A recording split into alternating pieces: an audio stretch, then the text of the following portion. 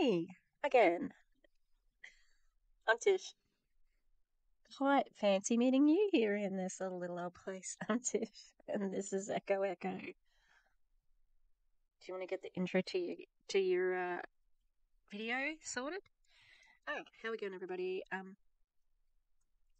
It's me. Hi, I'm the problem. Sorry. Oh no, I just sounded like Shane Dawson. Kill me. Kill me now. I don't want to be like him. Anyway, look, I know we're back with Optavia, but I'm going after coaches. All right, I'm going after coaches. They're scumbags. Honestly, they're lower. They're the lowest of the low in the scamming world, because they not only have, like, you know, ulterior motives. They're dodgy people. They're taking advantage of somebody who's already being taken advantage of. Like, they're selling coaching to a system that they know doesn't work. Like, so coaches, I come after you. So, in that vein, we are going to go back to Optavia, but we're going to watch the John Maxwell thing, okay? I promise my next video is going to be something else. But, well, we've got our roast on Saturday for the US. We are roasting Mary Kay, and then next roast bingo with Auntie Lushy, special dinner guest. Should I announce that? Oh, I'm announcing it anyway. Then I'm also retaping Dragula, so yeah, it will be another antimlm. Anyway, we're back with John Maxwell.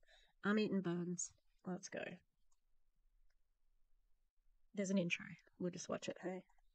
What an absolute honor to be in the presence of one of my longtime heroes, John Maxwell. I have gleaned so much wisdom from his words and his wisdom through the years. I think one of my favorites is his book, Leadership. I have gleaned. No one uses that word in natural conversation. That's a scripted moment, people. I think one of my favorite quotes in that is that you cannot have uphill goals with downhill habits. You have to apply. You can't take just the hype of an event like this. You have to put it into practice with the habits. In 2010, though, I read Everyone Communicates, Few Connect. And from that point forward, I wrapped my arms around the gift that John gave me in that book with regards to how to truly, authentically connect with people.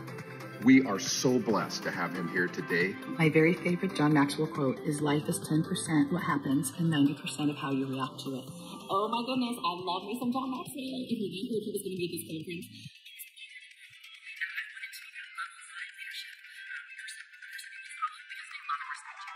Not because of your position, level 1. Hey, y'all, are you ready for the afternoon? Oh my gosh, this has been incredible. And have any of you been like, oh my gosh, I wish I had this recorded? Can I get this session recorded? Anyone? Raise your hand. I believe in raising hands. Who's been holding their phones up the whole time? Unless you forgot deodorant, leave it down. Who's been holding the phones up the whole time recording? The whole thing. Good news that in your book, there is QR code for event photos. Below that is a QR for convention, conference sessions.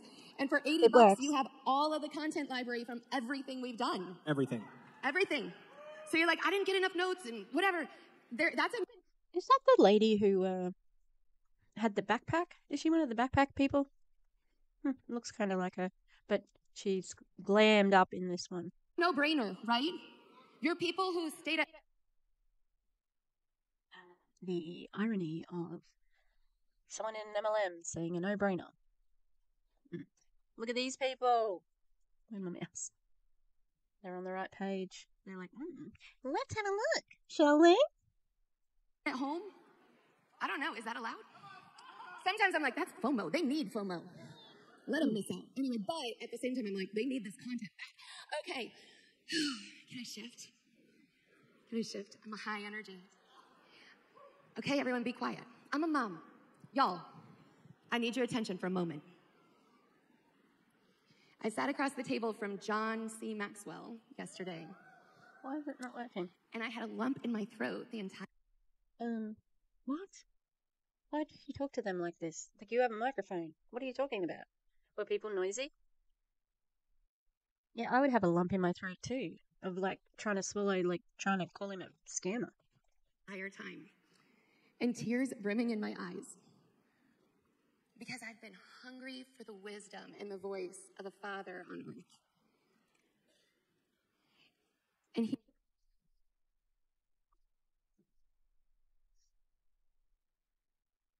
What are you talking about? That man has the charisma of a wooden spoon. And like, is there no one else who gives you that? Not even Dr. A. Gotta watch what you say, sweetheart. He has the heart of a father, and every year he shared with us, for the last 5 years, he's asked, God, what's my word for the year? And God just keeps saying, Father. So I am inviting you to turn your phone on airplane mode again, to have hearts expectant, to be here with anticipation of like, I am going to learn from a father who's gone before, and to be fully present. All right, we had some technical difficulties, all right, because things are going. And so I had to go. And then I went, and you know what happened? No, it was okay.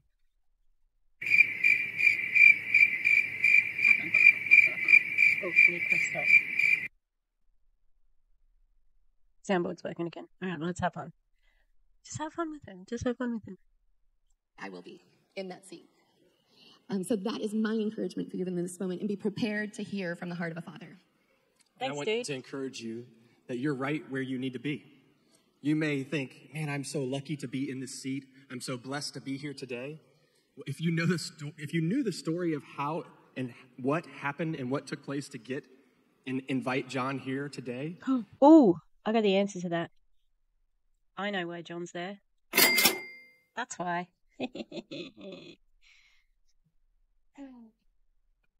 It's depressing, but it's true. You would be like, how in the world did that even happen? What happened? Because you were supposed to be here, right now, at this place, at this time. And John was supposed to be here, right now, at this place, at this time. I've been listening to John. I've been reading John's, all of his books. I've been impacted. My kids have been impacted because my life has been changed. I was emotional just watching him walk up on stage earlier today. That's really sad. I wish there was more to your life because he's not amazing. Do you know what they want? Do you know what they desperately need? Is to be told that they're okay. You're doing a good job. They need the validation. And they will pay him for that. I joke with the cash register sound, but it's true. That's what John Maxwell is doing it for. He is old. He could afford to retire. He doesn't have to do this. So, people are so desperate. Tell me I'm good. Tell me I'm good. Tell me I'm good. He tells them they're good. And then they give him all their money. So, it's sad but true. He is the father figure also that I've been looking for and searching for. I invite you to not only be here and be present, but to soak it in. I invite you, John Maxwell, back to the stage. Right. I knew they were going to have. Thank you. Ew. No.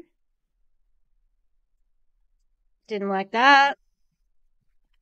Felt like, I don't know. A face palm. Oh my god.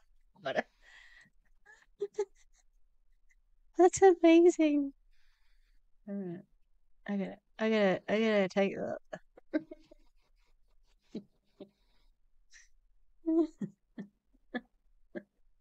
I love it so much. Look, I know some people do kiss on the cheek with people they're close to. I didn't like it though. Just the way. But the face palm. This face palm is everything, and I love it. thumbnail coming at you. Wow. Thank you. You may be seated. Did you have a good lunch? Yeah. By the way, my name is John. I'm your friend. That's what they're going to put on my tombstone. My name is Scammer. John Maxwell. Here lies John Maxwell, a scammer to the end of his life. John. I'm your friend. I just have to tell you, as I get ready to teach you, how thoroughly I'm... You're not a teacher. You're not a teacher. You don't like teachers.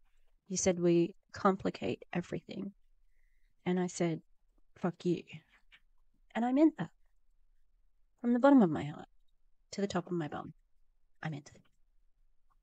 I'm enjoying you. You are beautiful people. Who paid me money? You are so hungry to learn and grow. And I just... And hungry for lunch. Because they only had a crisp bar or some cheese puffs. But not good cheese puffs. The cheese puffs that come from Optavia. I'm sorry, I've stopped it like 50 times and he's been speaking for less than a minute. I'm like, I don't like this guy. I'm going to read him to filth. He sucks. He's a scammer. And he deserves this pause right here. He deserves it. And I think I'm going to take another screenshot. Because he deserves it. Oh, do you know what? Oh, John. Oh, John. Oh, I don't. I did have one. I've got a John Maxwell. I didn't think I had a John Maxwell folder, but I do.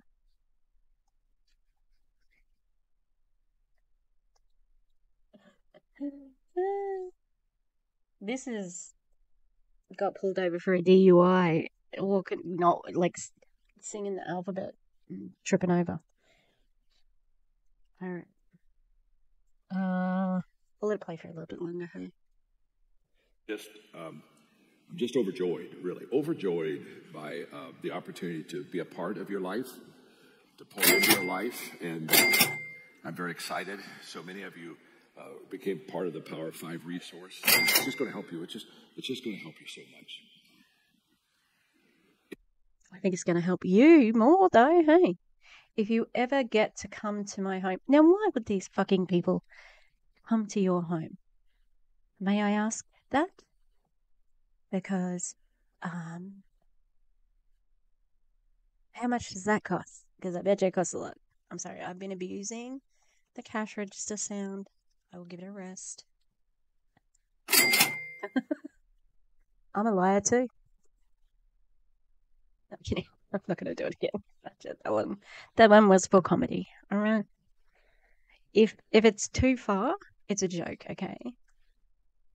If you ever get to come to my home, I hope sometime you do, I would love to take you to my office. People love just coming to my office, and I tell stories. To the right of my desk in my home office is a kit.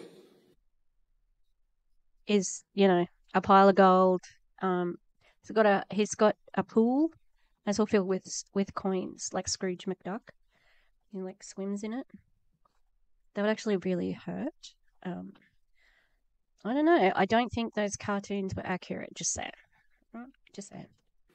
That in 1976 I bought. It was my first personal growth kit. It was after I was taught that I needed to be intentional in my growth. And so I got this kit from Success Motivation Institute in Waco, Texas. I can still remember it cost $799. Now, this would have been 1976. That's a lot. That was a month's salary for me back then. And it took Margaret and myself, we took us 6 months to get the money to buy it. But I keep that kit in my office, very close to my visual sight, because it was the first investment I made in myself. And that kit that took me 6 months to save up to buy has been worth millions of dollars in my life. And I just want you to...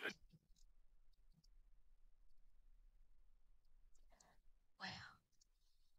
How blatant. Here's why you should pay me more money. Because of the investment.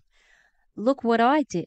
I invested this much money in 1976, and now I'm a multimillionaire. And it could happen for you. This is like, I know he's scummy, and he's also representative. He's a representative of everything that's probably wrong with America. White, cis, het man, boomer, who also, people like this have a lot of control, and they're very conservative. And once upon a time, we used to have a little bit more turnover of governments because the older people with the more conservative views died earlier. So our life expectancy has meant that, older people are voting, and they're, on the main conservative, which is so crazy because that's the flower, that's the hippies. Like, they should be progressive, but they're not. Anyway,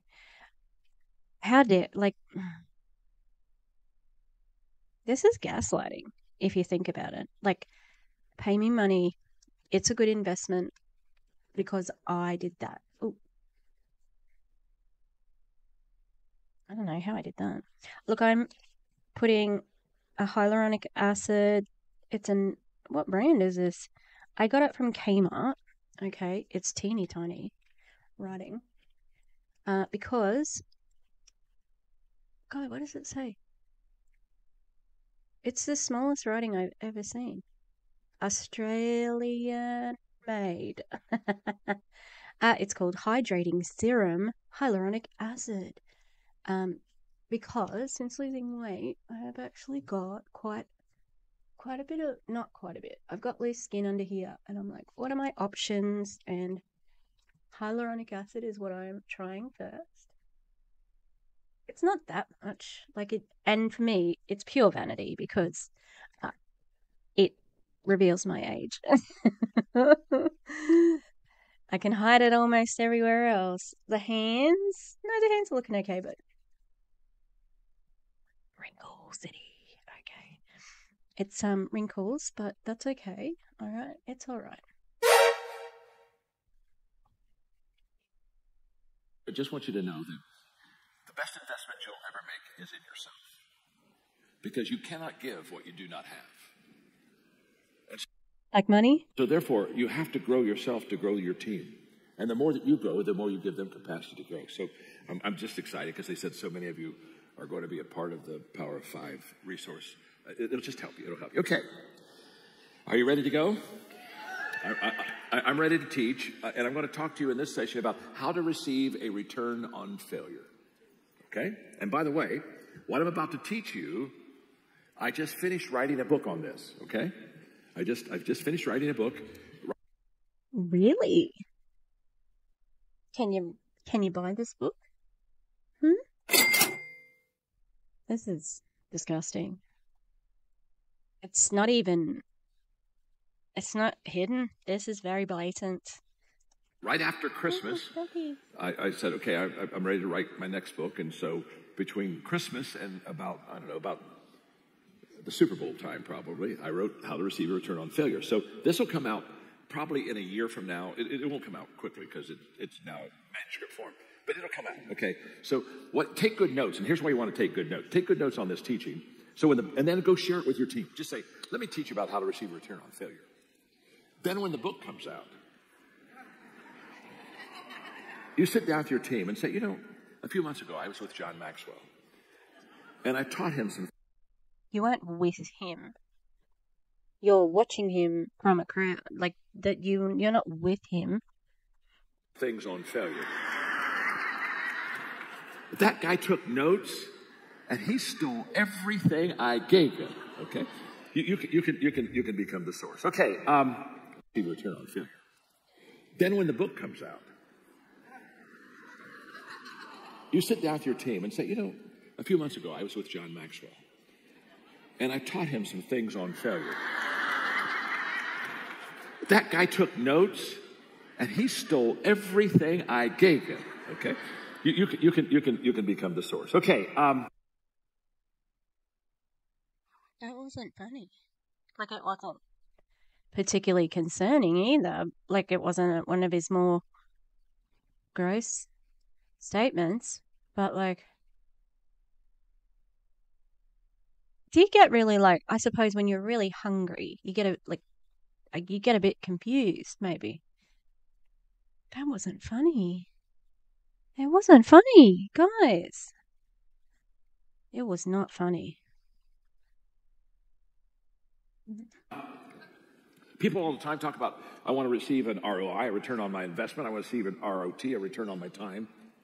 But honestly, I've never had anybody teach on how to receive a return on failure. When I was young, in my leadership years, I have to admit that there were things I didn't attempt to do because I was afraid that I would fail. I had a wonderful Congrats. Welcome to being a human. mentor named Robert Schuller. And Bob took me under his wings, and one night we were having dinner, and I told him, I said, there are times when I don't do as much as I could do because I'm not really sure if I can pull it off. And he said, I'm going to give you a question to ask yourself that'll help you try more things and have less fear of failure. And so he gave me a question, and the question he gave me was not a great question, but it was a good question. So I'm going to give it to you, but you don't have to write it down because it's a good question. It's not a great question. In about a minute and a half, I'm going to give you a great question. You want to write it down. But listen, there's a mentoring lesson I want to give you here. He gave me a good question that helped me for about a year to overcome the fear of failure. So he gave me a good question. As I worked that good question, I discovered a great question. Here's what I want you to know.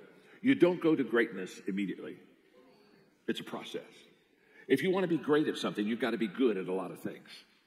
You have to be good before you're great. So what I learned in my growth life was, take what is given to you. It may not be the best, it may not be the greatest, but if you'll take it and develop it, it'll get you to the greatest. Are you with me? It's a process. So the question he had me ask was this: what would you attempt to do if failure was not a possibility? So I would ask myself when I came up against something kind of big, I'd say, what would I attempt to do if failure wasn't a possibility? And then I'd plunge ahead and I'd do it. But it's not a great question, and let me tell you why. Failure is always a possibility.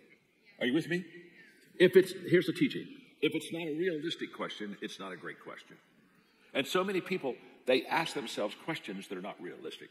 So it won't help you to improve. So for about a year, I'd say, well, what would I attempt to do if failure were not possible? And I'd jump in and do it. But then I began to find that in everything I jumped in to do, failure was possible. So I got, oops, that's not really a great question. Now I'm going to give you a great one. But a great one comes out of a good one. So you have to have a good one before you have a great one. So don't despise good. It's the pathway to great. And the great question is this: what would you attempt to do if failure were possible, but you knew if you failed, it would improve your life? What would you attempt to do if you knew that failure were possible, but in failing, it would improve your life? Because I mean, it's not much different to the other one, you know? I'm going to teach you now how to improve your life and get a return on failure. This lesson has life-changing possibilities for you. So look at your neighbor and say to them, listen to John, he's going to help you. He just primes. Like, he primes his audience the whole time.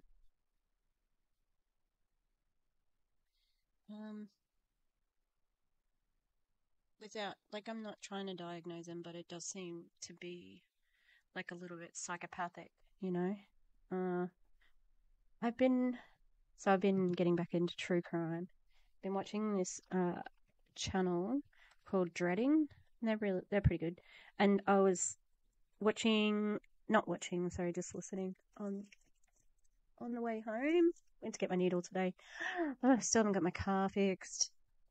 It has been the biggest saga of the last 2 weeks. Anyway, and there was he did one on Jared Fogle from the Subway Lose Weight dude, and Stephen Collins,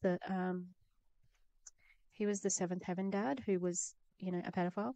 And, you know, that just made me think of people who seem like they are salt of the earth, person next door sort of person, and that's the vibe that John gives off. But also, it's like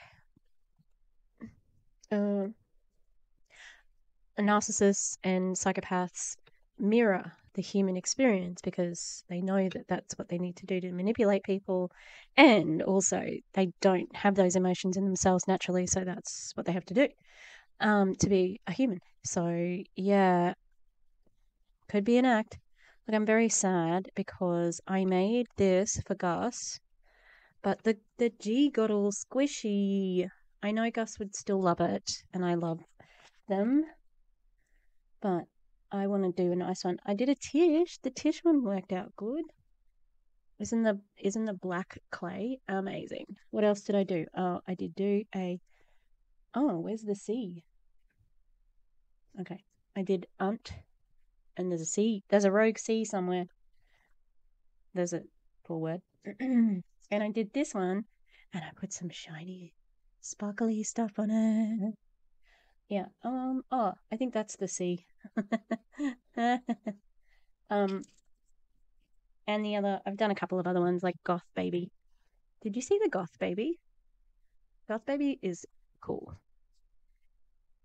Gus is my Goth Baby.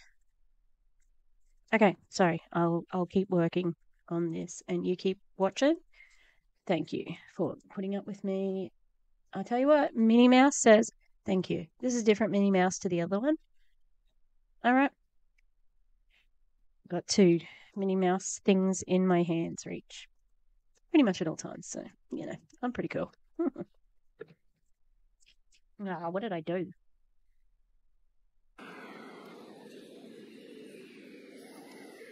That's a tiny bottle.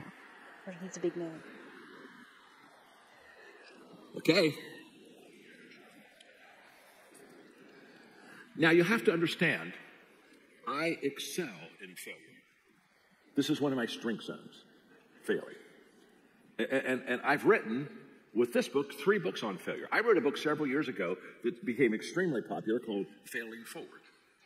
That was my first failure book. In fact, I will come back and give you the background of Failing Forward. Then I wrote a book called Sometimes You Win, Sometimes You Learn. That was my second failure book. And then I just finished writing a book on how to receive a return on failure. So I've written 3 failure books, which means I'm an expert. I've mastered failing. So let me tell you the story. If they're successful books, then, I mean, is it ironic? Or is it supposed to be a joke? Because again, it's not funny. Like, what? Jokes are meant to be funny. You know? Look at my face. I'm gonna sue, alright? Because frown lines. Story about my first book, Failing Forward. Margaret and I were getting ready to go on a cruise to Norway to see the fjords of Norway. Very relatable. And so very about 2 weeks relatable before content. we took off for the cruise, I'm looking at my calendar and I realize that it's a 2-week cruise to see the fjords. Yeah, real relatable. And so we sat down and talked about it. I said, baby, it seems a little long. Just a little long 2 weeks to see the fjords of Norway? Now, I'm a person of faith. I'm not trying to press you to be that person, but I'm a person of faith. And I know that God created the heavens and earth in 6 days. Ha. 6. Jokes are funny. Like, I know that you think you told a joke because of the cadence of your voice. But it wasn't funny. Days. He created everything. And we're going to take 2 weeks to see the fjords of Norway. So we sat down and we talked about it. And then we... Yes, you absolute nitwit. It's beautiful and expensive and probably very fucking expensive. Took this incredible 2-week vacation to see the fjords of Norway. Anybody that doesn't believe in compromise has never stayed married very long. So we did a deal, and it was a good deal. And the deal was, I'll do the 2-week cruise to see the fjords of Norway if you'll let me write a book while I'm on the cruise so I can get something done in between the fjords. So we had a beautiful suite up front, all windows. But John, you told us in session 1 that you do the same thing every day. Every day I write. Every day I think. Every day I something. I can't remember because it's dumb. You write every day. Like, why would this be different? That's not compromise. How is it compromise to do something that you already do? Sounds like you manipulated your wife, you know? Windows of the ship. And I had a table like this, and I write with a 4-color pen, a legal pad. So I brought my legal pads, my 4-color pens, and I'm sitting there. And so as we're cruising in and out of these inlets and outlets, I'm writing, and I write it all by hand and tear a page off, and I would hand it to Margaret, and she'd read it. And so, but every once in a while, the captain would say, "To your left." That sounds fucking terrible. Like, why bother going? Why? Just stay home and write your fucking book, you know? Like, this man has riches beyond anyone's wildest dreams.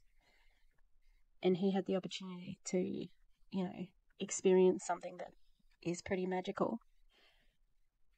But it is very expensive to tour and go to those northern European countries, you know? And he was writing a book. Left is a fjord. So I'd stop writing and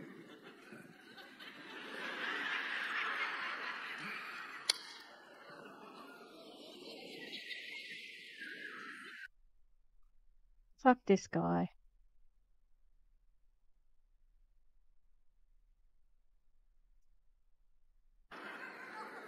The fucking privilege.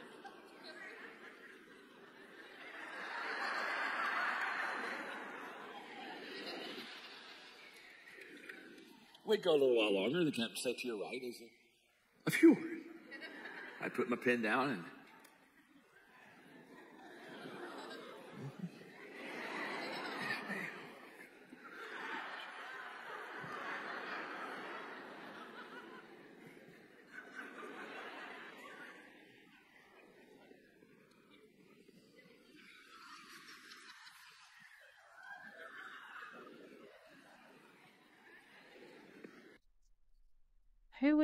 who knew? It's pantomime star. Pantomime star. John Maxwell, well-known pantomime artist. Are you kidding me? This is something, like, the fucking privilege. I'm just like, I can't believe it. I can, but I can't, you know.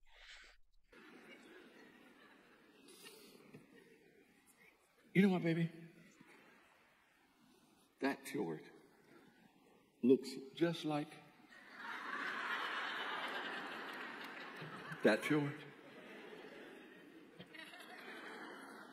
2-week cruise is over. Book is written. 130 legal pages of handwritten failing forward, and I put a rubber band around the legal pages. This is the way I do my manuscript. And Margaret, of course, you don't let go of that manuscript. She's carrying it off the ship. She's got money. I'd be fucking, yeah. And then as soon as I got back, I'd be contacting my tennis instructor. And didn't play much tennis, you know. Got it. And we're about halfway off the ship, and she turns around, she talks to John. She said, "It's going to be a great book." I said, "Thank you." She said, "I love it." I said, "Well, thank you. What do you love about it?" Oh, she said, "Honey, you're so honest." She said, "Every page you talk about another failure." She said, "The readers are going to they're going to be so encouraged because they look up to you and they're going to see, oh, he did that. Oh, my gosh. He was that stupid. He did something." She said, "They're just going to relate to you. You're just so relatable to people because you just tell them just who you are." She said, "There's only one problem with the book." I said, "Well, what's the problem?" She said, "Well," she said, "you didn't get all your failures in the book." She said, "I see a series. Failure 101, 201, 301, 401. She looked at me and said, "You've just got a lot of failure books in you." And I said, and I have, because now I've written 3 of them. And every time I write one, I say, I think I'm done. But then I live. And if you...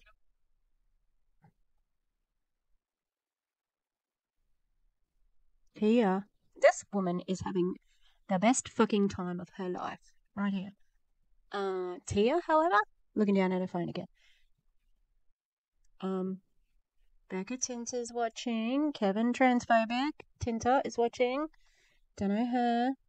Are they the same woman? That's the same woman there too. And there. And there. What's happening? Tia, put your fucking phone away. No, I don't care. He's a dickhead. Like, this is ridiculous. This is ridiculous. It's not funny. That lady has white teeth.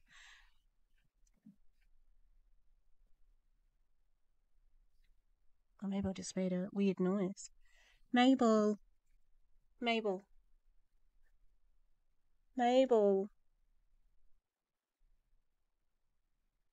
Oh, what are you doing? You gotta sit up. You gotta sit up here, so people can see you.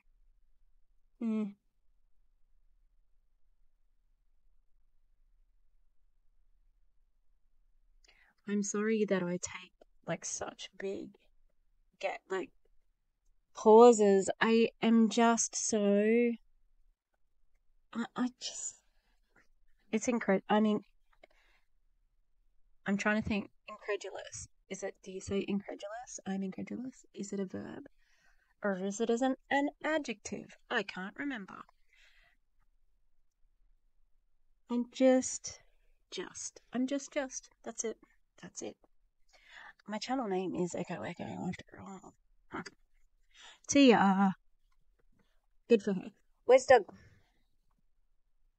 Where's Doug?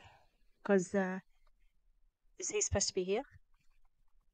No, he'll be side stage. Live, you just keep doing stupid things. Let me ask you, how many of you have failed at least one time today?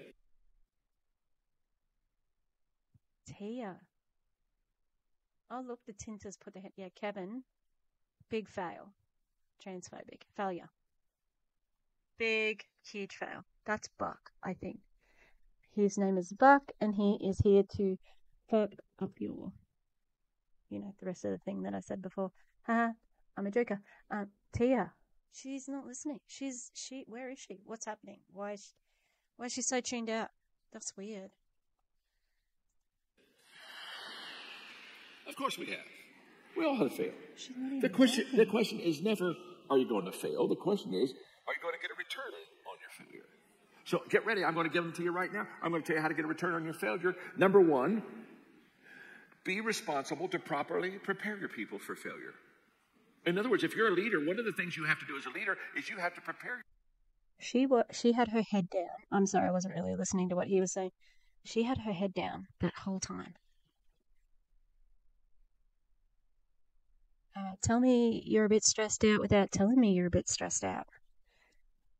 Why is she so distracted? This is like, this is meant to be the time. Like, this is it. This is our day. This is our convention,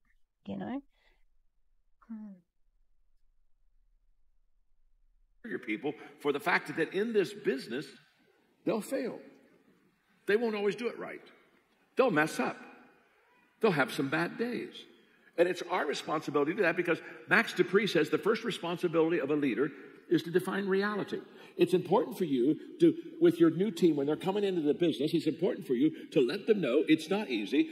They will not get successful quickly. And it's harder than they think. You've got to get them ready. And the reason you've got to get them ready for failure is because they're going to fail.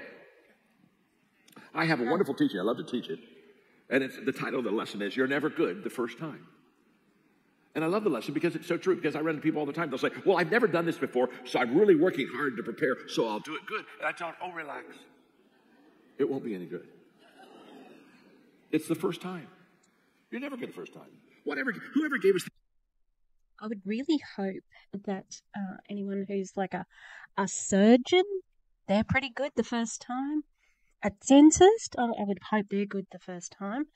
A piercer, like a body piercing person. Tattooist. Bus driver. Yeah, there's a pilot of a plane. Yeah, I would hope that those people were good their first time. The idea that we should be good the first time. When you started talking, you didn't start talking in sentences. When you started walking, you didn't one day get up and say, let's walk around the block. If you got 3 steps in, it was success. We're never good the first time, and by the way, we're usually not too hot the second time either. So what you've got to do with your people when they get into business, they've got to hear you talk about your failures. You've got to properly prepare them. If all they hear you talk about is success, then when they fail, they'll feel like they're not cut out for this business. They'll look and say, oh my gosh, my leader. Oh, damn. He's telling them how to manipulate people.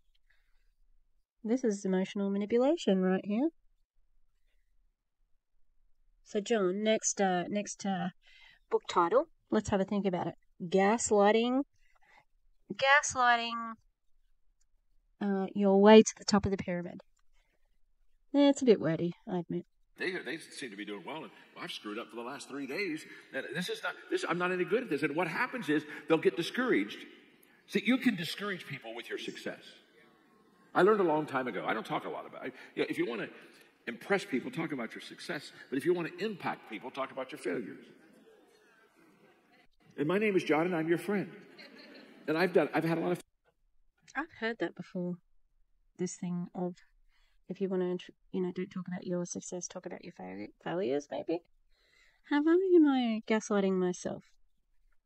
Who knows? Failures in my life. I've not always done it right. I've had a lot of misses. I've had to do a lot of pivots in my life. And you need to properly prepare your people on the front end so that when they mess up, they don't think they're a mess up. This is huge. And the reason that you need to, I call them upfront conversations. The reason you and I need to have upfront conversations about failure with people is for 3 reasons. 1, fear of failure is at the highest in the beginning. If you've never tried something before, your fear of failure is the highest. Secondly, the possibility of failure is the highest at the beginning because you've never done it before. So your fear is high, your possibility of failure is high. And the third reason you need to properly prepare people for failure is that the wrong response to failure is at the highest at the beginning. Because I've not failed before, when I fail, my response is going to be very negative. So because the fear of failure is the highest at the beginning, because the possibility of failure is the highest at the beginning, and because the wrong response of failure is the highest at the beginning, it's at the beginning you need to be honest with your people in the business and tell them about your misses, about your losses, about the times when you didn't do it well. You've got to connect with them. Because if you don't talk to them about your failures, when they fail, they'll quit the business. And by the way, when they're going to quit the business, they don't come and tell you they're quitting the business. They slowly fade away. And one day you're in the meeting and you're saying, I haven't seen Joe for a while. Well, Joe left. But when Joe left, he didn't tell you. And the reason that Joe didn't tell you is because he's been failing in the business. And he has. True. This is true. People do this. It is absolutely true.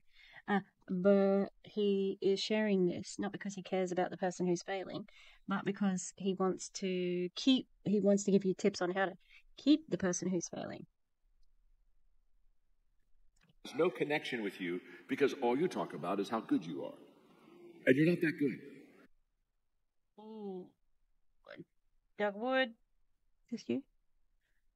Doug Wood. I don't think Doug Wood talks about, well, you see, he does the sort of jokey, saying that when he was overweight, he, makes little jokes and stuff, but he definitely talks himself up. And Kevin 10% body fat Kinter, Kevin body fat 10% transphobic Tinter, yeah. They all do it. Oh, my nose is itchy. And when you started off, you did a lot of stupid things too. And they need to hear about your stupidity. It will greatly encourage them. So when they fail, they'll say, well, I failed, but my gosh, Kevin failed too. I remember when he had a mess. See, they'll relate to you. You want them to relate. Kevin does fail quite a lot because he is transphobic. And that's a big fail. To you. So that they don't feel so you've got to properly prepare people for failure to begin. Does that make sense? That's number 1. Let me give you number 2. The second thing you want to do is you want to keep success and failure together. This is a huge mistake. Culturally, we're taught to separate success and failure. I hear it all the time. What do people do? They'll look at you and say, now, okay, do it right. Don't do it wrong. Succeed, don't fail. And they put success over here, they put failure over here, and they separate them. And I look at it and say, why would you separate success and failure in a teaching? Because that's not true in life. Remember I talked to you about those learning lunches I have every month? I asked 7 questions in those learning lunches. And the first question I ask is, what's the most important lesson you ever learned in your life? And they tell me.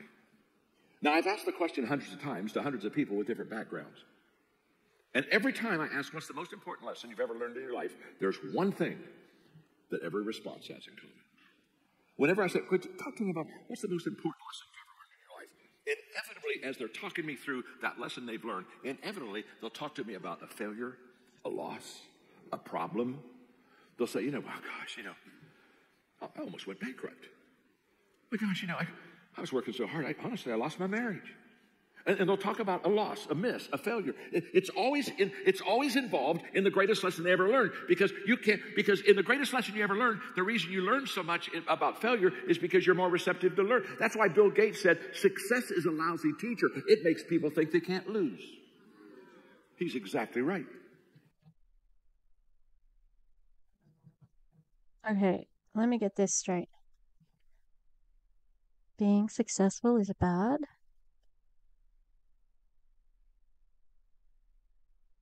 That means that's great for MLMs because it means everybody's successful because they're failing. Yeah? That's warped logic, And when you think you can't lose, you're going to lose. Success is a lousy teacher. She's actually watching. Oh my God. Well done, Thea. Well done. Well done. Becca's left. Where'd she go? Toilet? It doesn't matter now, does it? We don't learn from success. We learn from failure. So when I say, what's the most important lesson you ever learned? They're going to talk to me about it. Did you see her? Just get back a little bit. Just smidgy. They can't lose. He's exactly right. And when you think you can't lose, you're going to lose. Success is a lousy teacher. We don't learn from success. We learn from failure. So when I say, what's the most important lesson you ever learned? Boom. Right there, Thea. Why is she so distracted? This is weird. They're going to talk to me about a failure. That's just the way it works. And so all of a sudden I realized we've got to quit separating and putting success over here and failure over here. We got to bring them together. And there's a reason that we have to bring them together. Don't miss it. If I keep success and failure together, let's say that I'm on a roll. I'm just kind of doing well. I'm kind of got the Midas touch going. And things are going well, and I'm just pulling in the clients and the revenue. It's just I'm cooking. When I'm on a momentum roll, and I'm kind of doing quite a bit of succeed. What do you make of Jessie Lee then?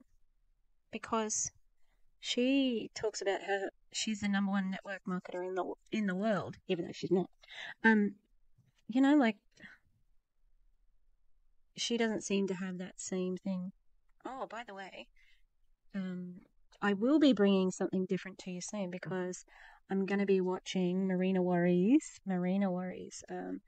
Women, most strongest. Yeah, it's definitely called that dish. The most successful, I think, women in network marketing event. So that's coming up on the weekend. I got a free ticket. Yes. Well, not me. My sock account got a free ticket. Yeah. So I don't know what I'm gonna do. I think I'm gonna watch it in the shadows. Well, probably not watch it full on, but I'm gonna record it and then share.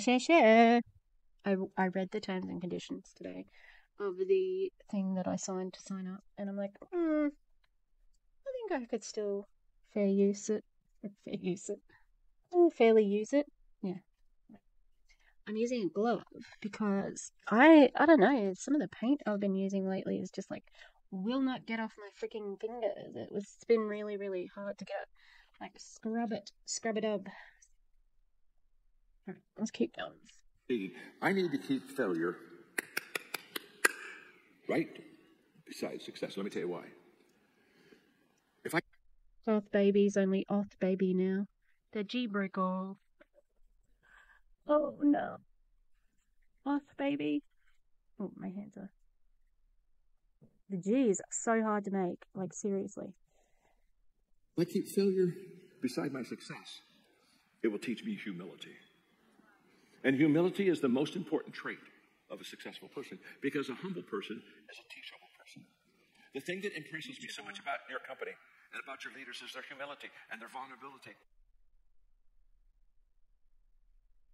What the fuck are you talking about? You are not talking about Kevin 10% fucking body fat transphobic ass, Tinter, and Doug Geeky Cowboy Wood. No, you're not talking about them. That's not humility. They are very vain men.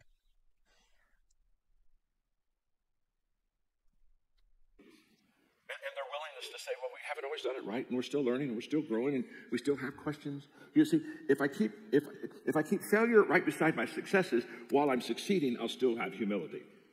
You see, let me tell you something. You have to keep them together, because success makes failure better, and failure makes success better. In other words, they help each other. So when I'm succeeding, if I keep failure close to me, it teaches me humility and makes me teachable. Now, when I'm failing, I've had 3 days of screw ups. Nothing's going good. On the fourth day, I just don't even want to get out of bed. Okay. We've all had those days. So when I'm failing, I'm on you're not on a failure roll, you're in a failure ditch. So right beside that failure, keep success right by it. Why do you want to keep success right by failure? It's very simple. When you're failing and you're not doing good, if you keep success close to you, it'll teach you resiliency. You'll get back up. You won't quit. Here's on her phone.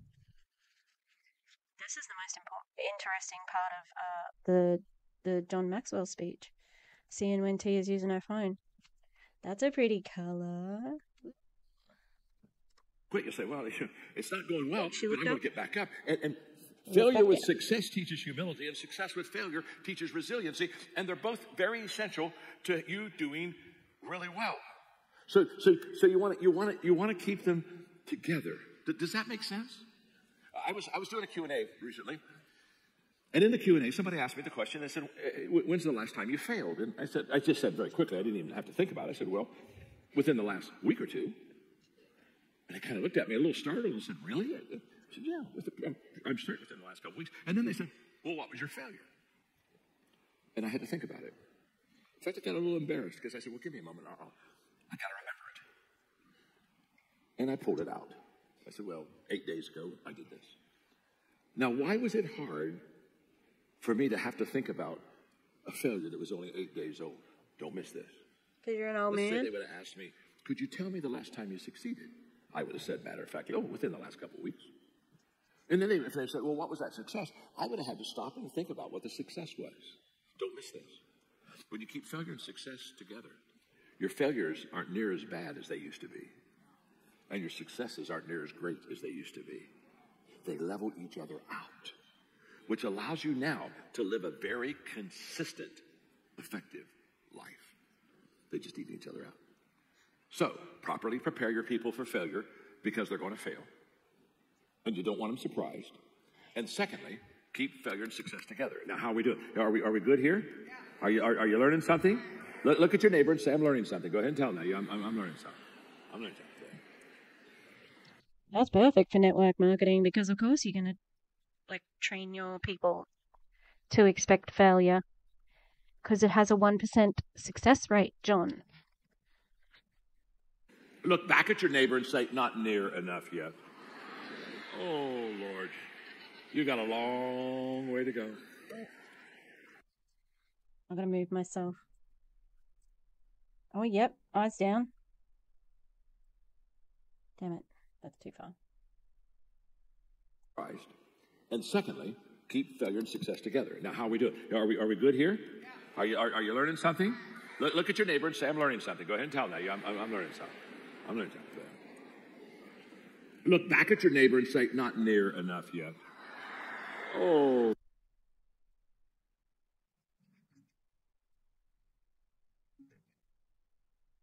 Lord, you got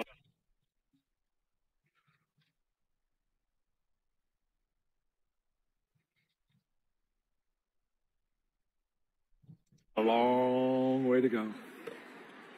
Okay.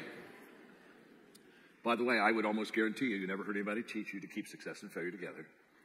And I'm going to give you a third thing, and I can promise you, you've never heard this before. It's okay. My name's John. I'm your friend. You hang with me. I'll father you well, and I'll teach you things that'll really help you. Number Does this grown man say to other grown people that he'll father them?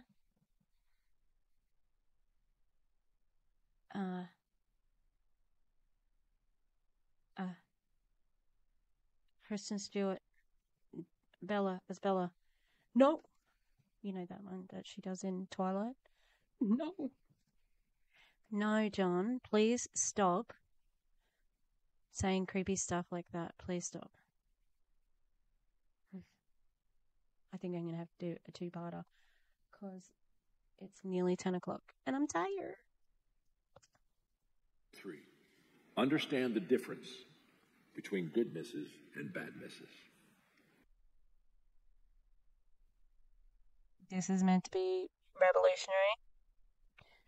Understand that there's good in failure and bad in failure. Is that what you mean? Because that's the premise of the whole fucking thing you're talking about. Annoying. And I'm tired. They are both misses, but some are good and some are bad. No one ever sat down and taught me the difference between a good miss and a bad miss. But in the process of my learning from failure, I have discovered that when you miss, it can be either a positive miss or a minus miss. And so let me kind of help you with this. A good miss is, you didn't hit it, so it's a miss. It's a miss. A miss is a miss. But hey, all failures are not created equal. All misses are not created equal. For example, a good miss is, I failed, but I learned. A bad miss is, I failed and I didn't learn. A good miss is, I failed, but I moved a little closer.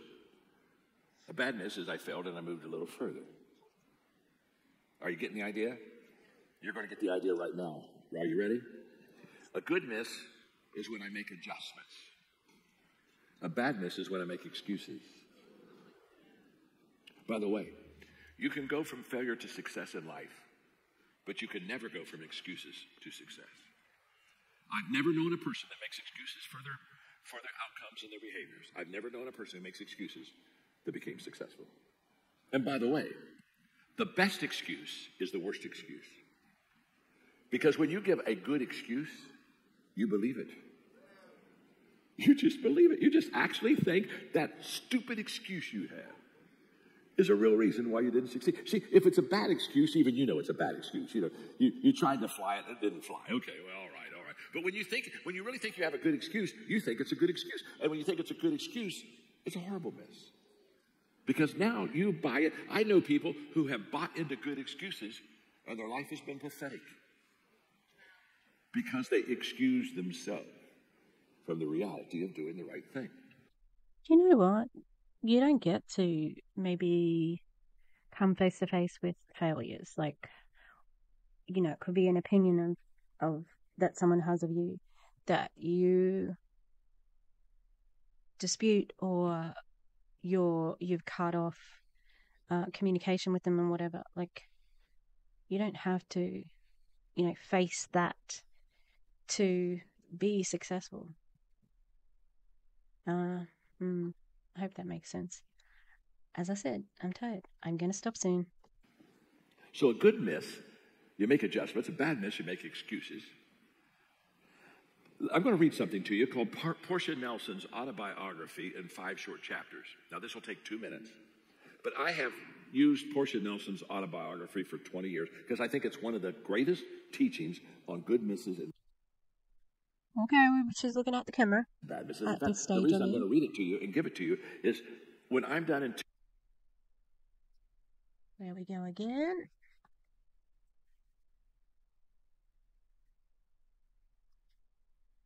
2 minutes, you're going to understand good misses and bad misses with clarity because she just does a better job in her story than I can. So let me read this to you. This is Portia Nelson, her autobiography in 5 short chapters.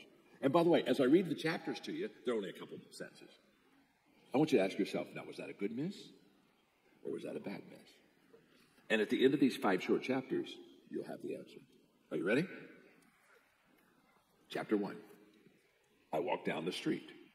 There's a deep hole in the sidewalk. I fall in. I'm lost. I'm helpless. It isn't my fault. It takes me forever to find a way out. Now let me ask you a question. Was that a good miss? Or was that a bad miss?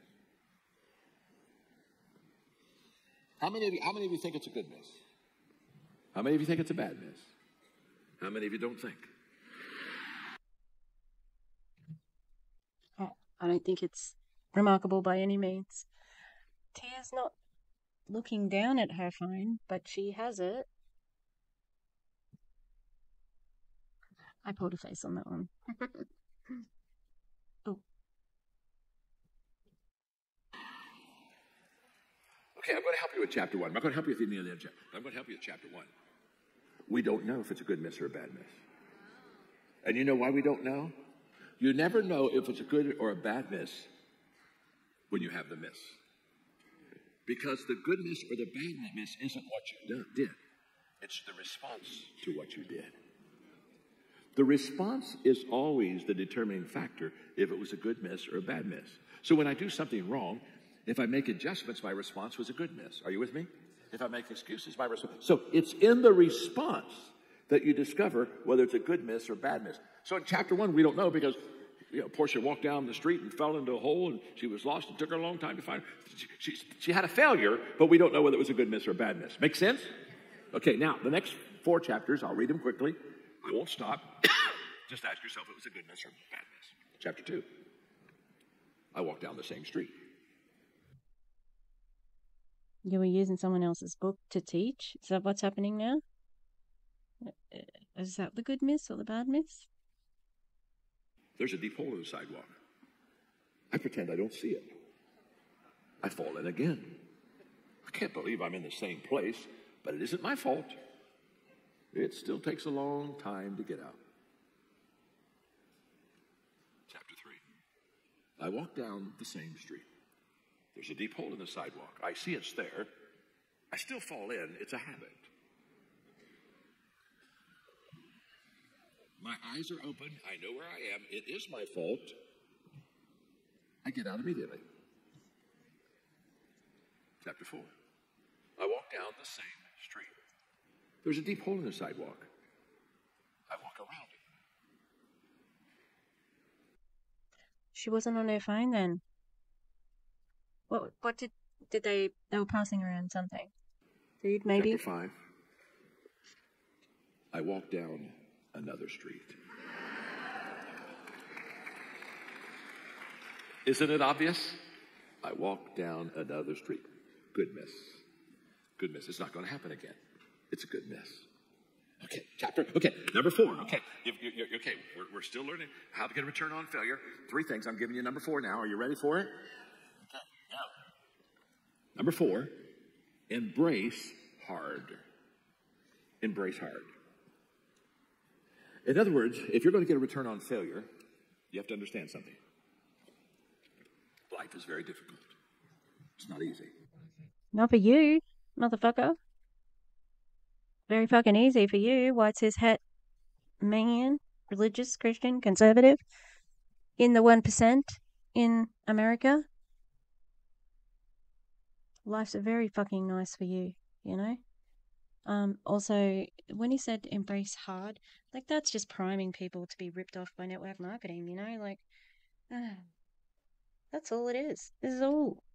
It's all just, here's how to gaslight your downline. Gaslighting your way to the top of the pyramid. And it's disgusting. Like, how? How can you look at yourself in the mirror and think that you're a good person?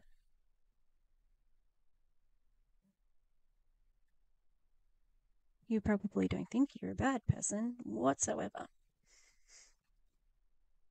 But as we know, I believe that whatever happens in the afterlife, whatever you think could be the afterlife, so if you believe in heaven or hell, or both, that it comes true for you. Like if you are destined for heaven or hell with your deeds, that's where you're going. So, I'll watch a little bit more and then I'm gonna go to bed. There's a book I would encourage you to read. It was one of those books that my father paid me an allowance to read when I was young. It's Scott Peck's book, The Road Less Traveled. Classic book. In the book, The Road Less Traveled, the opening statement is the essence of the book. Because Scott Peck opens up the book with these words: life is difficult. And then he goes on to say, once you understand that life is difficult, it no longer becomes difficult because you embrace it as it really is.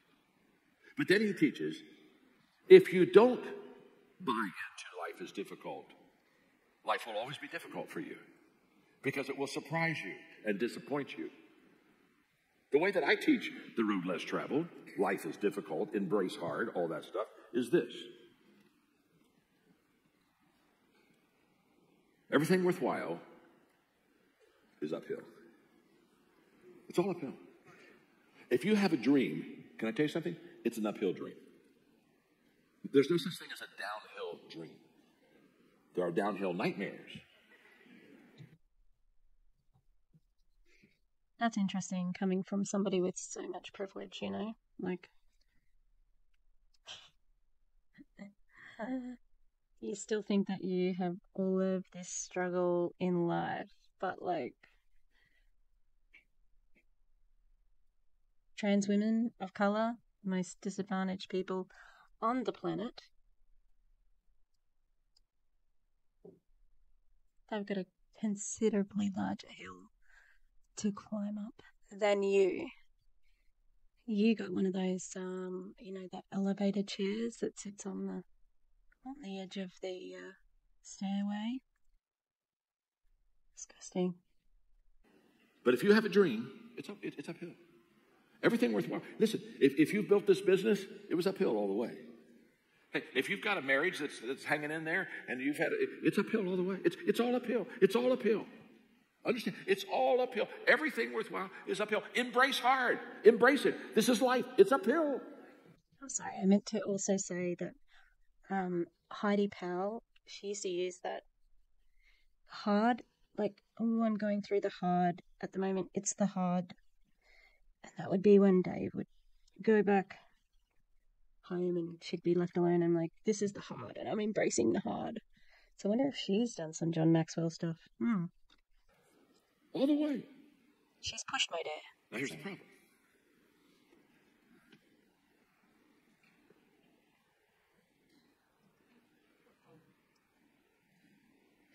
Okay, People pantomime. have uphill hopes, but they have downhill habits. Hang with me. I'll teach you stuff. I'm your friend. I'll be your father. I wish he stopped talking just before he said that he's your father. But I don't want to hang out with you. Okay, I don't like it. Some of you, you're so young, I'll be your grandfather. Just call me Papa. No. That's who I am. No. And let me tell you something. If you have downhill habits, You're just a man. You're just a man. You're just a grifter. You just happen to be old. So people suspect you less for the grift. And that's terrible because you're the worst grifter. The biggest, the grand poobah of grifters. habits, And you can't go uphill.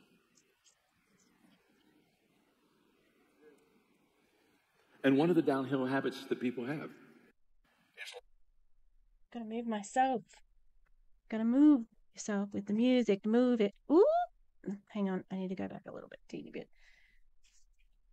Got no room for my mouse.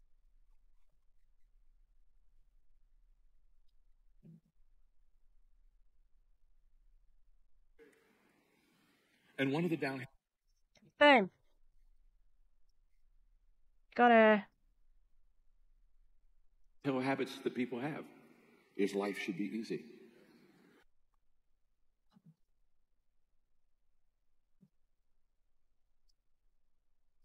Got her again. It's gonna look funny on camera.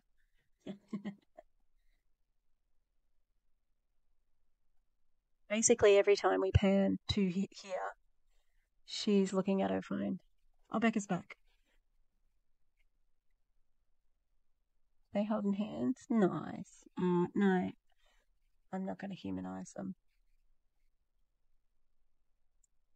She's nasty, and he's transphobic, so it's going to be a no from me, dog. This dude's recording. That they should be successful quickly. That they should have their own way, and that they should always get an answer. Those are Sis, get off your phone.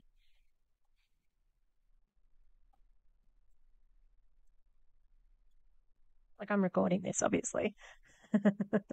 downhill habits. Now, successful people are used to climbing every day uphill.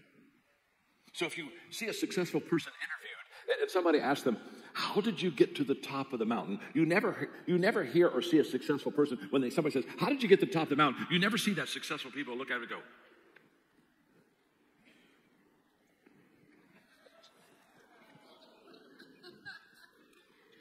oh my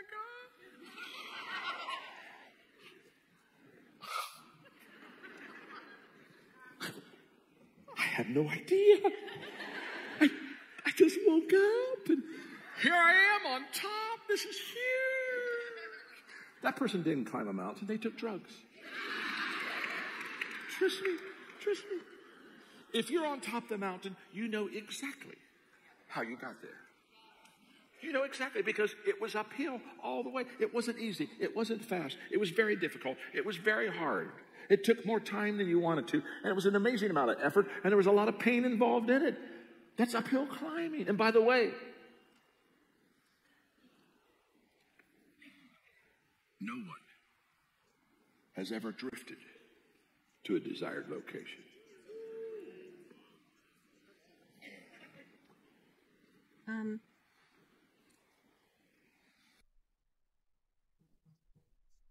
George Bush Jr. There's a lot of people with a lot of privilege, and you know what? You can't see it because you're the demographic of privilege, right? So you don't think that there are people out there. Like, you think that it's been hard for you, and it's not. You've had every advantage. Yeah. I'm sure. Oh, actually, I don't know if he's educated. To tell you the truth, I don't know if he's college educated. I'd have to do some research, but just fell down. Maybe a deep dive, peeps. What do you reckon, John Maxwell deep dive? I'm not promising that. Okay, don't listen to me. Alright, who is this crazy person? Don't rewind. Don't go back. I'm not doing a deep dive. It's a figment of your. You took drugs. You know how he just accused everybody of taking drugs. You took drugs. I'm drug free. Okay, I went and got my Buvidal needle today. If you're drifting, you're in trouble. I wrote a book several years ago called Intentional Living. And the whole thesis of that book was you have to be intentional to be successful. Duh. Most people, they accept their life. They don't lead their life. And because they accept their life instead of leading their life, they never, ever reach that success. You've got to embrace hard. So I'm speaking at a convention, leadership convention. There are a couple thousand people there, and those people all paid, I think, around $400 or $500 each. And that was in the old days. I charge a lot more than that now. That was when it was easy and cheap. And then I realized everything worthwhile was uphill. So I'll speak Sunday evening to a group of people that pay $2,500 each. Don't worry, I give it all away. I give it all away.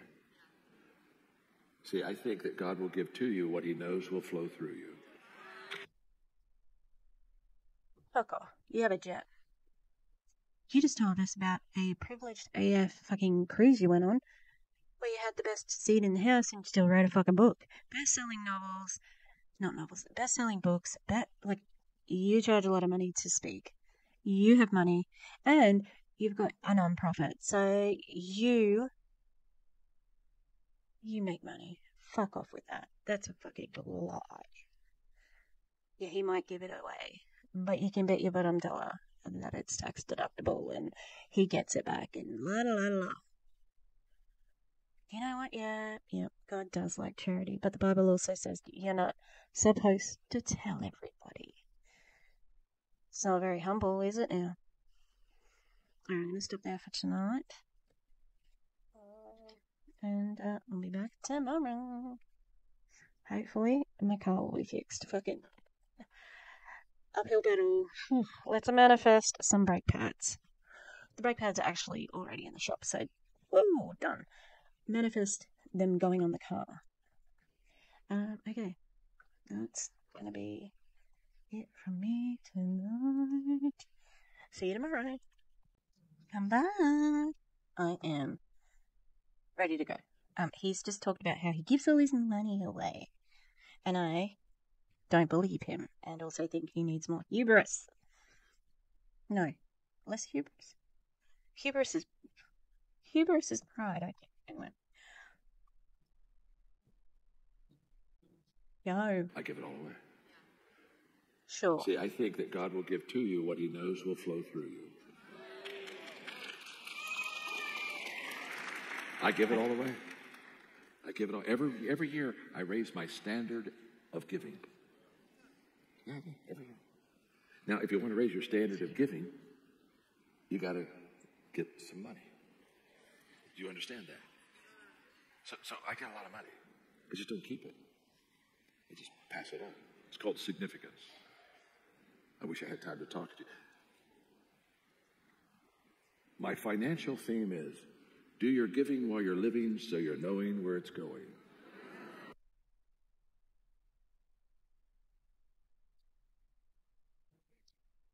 I can't have a facial feature that is more disdainful than that, okay?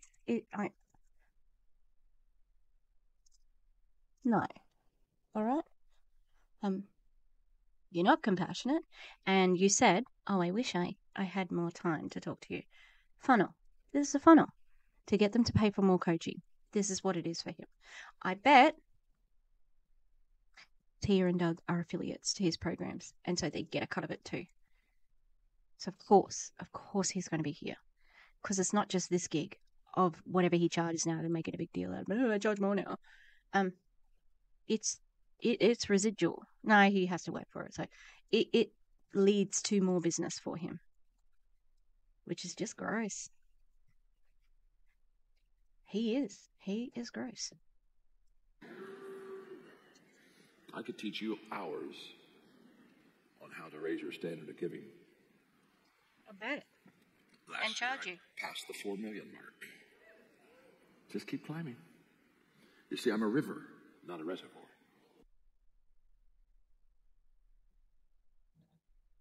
Okay, now, I don't like Jessie Lee. Oh, no, Jessie Lee does boast about how much money she's got, sorry. Ray, not really. Why are you boasting? Like, what, purpose does this serve other than to make the people in front of you feel unsuccessful because they could never even dream of what you've got? It's ridiculous and exploitative. And whatever you believe in the afterlife, Christian, you're going to hell. The devil loves MLMs. He loves them. So I'm speaking at this conference, and it's a couple thousand people, and everybody's loving it. Everybody's loving it. They're just going crazy. So I'm signing books in the afternoon break, and this kid comes up to me, and he says to me, Man, I'm loving this leadership conference. The people are eating it alive. They're laughing. They're taking notes. He said, I made a decision. I said, what's your decision? He said, I want to do what you do. Well, I said, I like that. That's good. I like that. That's good. I said, could I ask you a question? Yeah. What's the question? I said, I know you want to do what I do. I got that part. Would you like to do what I did? So you can do what I do. See, the question is not, do you want to do what I do? That's not the question. We see people that are successful say, I want to do what they do. I want to do what they do. That's not the question. Wrong question. You don't get to do what they do until you do what they did. So let's put that in a different scenario, okay? Drawing on my Procreate app, okay? I don't have to do what someone else has done to pick up the skills. You know, like I can just do them and learn from that person. Like I can copy them. Oh, Tia's looking. Is she looking down? You know, like, and so many situations. It's like, okay, it just sounds like bragging. I've already done all this hard work, and you want to be like me? You have to do all that work. It's like, oh no, a better example is research. So, cancer research. Are you going to redo all of the experiments that somebody else has done and proven? No. Like, this is just stupid reasoning. I'm sorry, I'm just going to rewind it a little bit because I was not looking at Tia and I was fuming about the question. Well, fuming about his latest statement. The whole thing. Jesus. I want to do what they do. That's not the question. Wrong question. You don't get to do.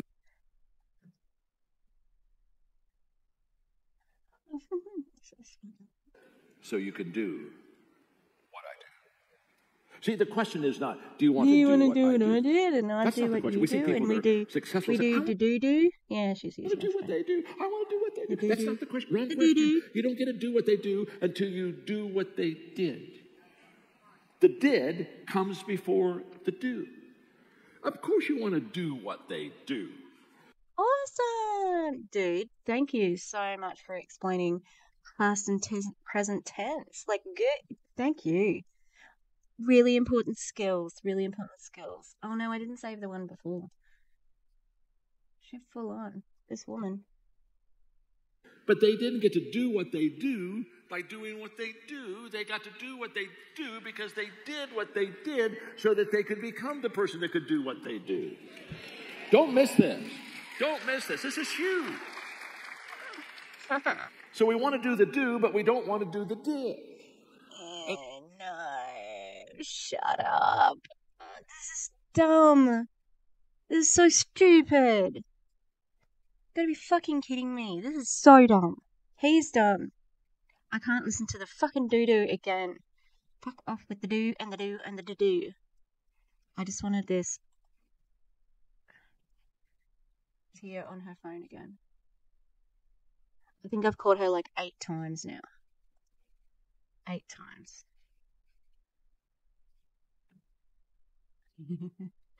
My face in that picture is hilarious. Oh, I'm so annoyed with this. I'm just gonna do. You're gonna do the do. I just can't listen to it again. Like, fuck off.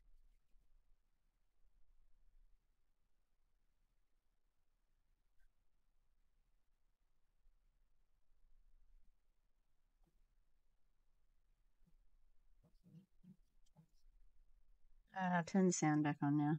I'm an amazing communicator. I know that. Guess what? I've practiced communicating. I've spoken 13,000 times.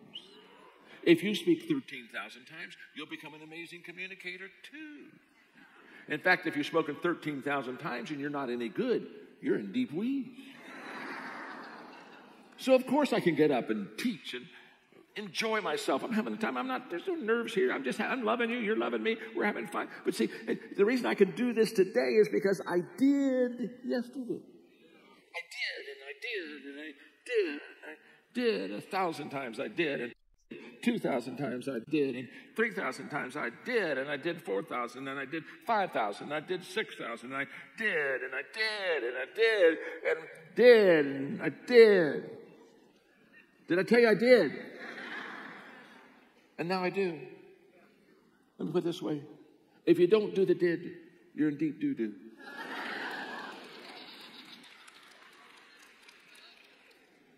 So the next time you covet somebody else's success, I want you to covet just as much the work it took them to get there. Embrace hard. It's uphill all the way. How are we doing? You are so good. I'm just loving this. Okay, I'm going to give you another one. Number five. Anticipate failure. Anticipate it. You say, John, why should I anticipate failure? Because you're going to fail. It's realism. And anticipation influences preparation. If I anticipate that I'll fail, I'll prepare for failure. When opportunity comes, it's too late to prepare. Let me give you a quick story. 25 years ago, I wrote the book, The 21 Irrefutable Laws of Leadership. It's the #1 best-selling leadership book ever written.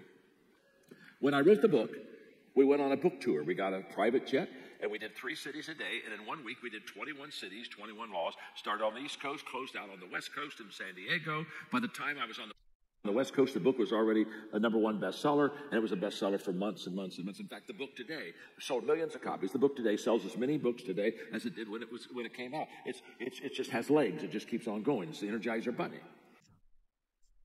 Hi everyone, it's me. I'm here from today. I was going to say from 3 days ago, but the beginning of the video is from 2 days. 2 days ago, not 3 days. I've had a really awful day at work today. I almost walked out of a class today. I almost lost it, you know? But I've had these children who are gaslighting me. I mean, they're young men. And I hate it. They make me feel like crap. I just feel like crap. I just feel like I am just awful. And it makes me want to quit. And then, you know, progress. It does progress past that. And that sucks. How can, you know, but it's very deliberate. And that's what bothers me. You know, like, kids grade 7 and 8, like the younger. It's just basic rebellion against anyone, you know, like, how far can I push this person? But what these boys are doing is malicious. It's bullying and gaslighting. And it makes me feel like fucking shit. And I also feel not heard because the people who are doing these things are not really getting into trouble. So it's been a tough day, and all I want to do is never see that class again. Anyway, it is what it is.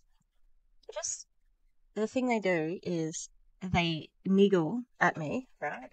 They'll do something wrong on purpose, and then when I say something about it, they tell me to calm down, and they act like it's I'm yelling, you know, like they act so crazy, like I'm being unreasonable, and that's what they're trying to make me think. Oh my god, you know, and I'm like, oh, so I'm not gonna be telling you to not, like, to stop breaking all these pencils. The kid today, he broke a whole bunch of pencils and a paintbrush last week. And then today, he painted his entire arms up to his elbows in black paint. And I've got to have him in the classroom with me, apparently. And it's not fair. It's not fair on me. Anyway, do you know what else is not fair? This could be a good... If only I was sponsored by Trauma. Aren't we all? Have to laugh. Back with Optavia, level up, but this is John Maxwell. I'm going to tell you something that's going to be really surprising. I did tape some yesterday. It's only a little bit, but what happened? during it. I have to retape.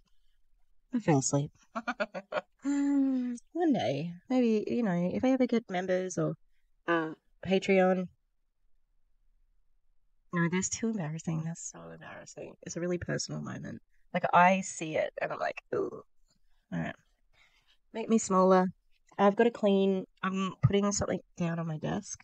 So I'm going to be moving around a little. So I'll try and make myself teeny tiny. Now, John is up to a part where he's talking about doing a tour and having a best-selling book. And we're on scroll and Thea watch, okay?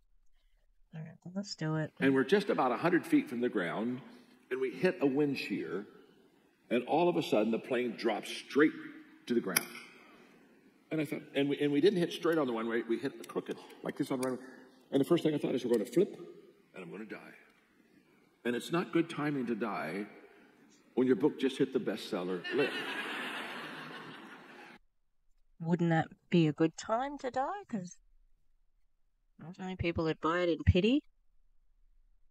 Which bestseller list were you on, though? Is he in New York? I know that's a bit rigged anyway, but... There's times to die, but not this time. But amazingly enough, when that plane hit the runway wrong, the pilot put the nose back in the air, and we just went, it's like, boom, went up, circled around, came back down, landed safe, and we, thank you, Lord. Got off the plane. I got on my knees. I kissed the ground. Thank you, Lord. Thank you, pilot. That's who saved your life up there. The pilot. Pilot came out of the plane. I kissed the pilot.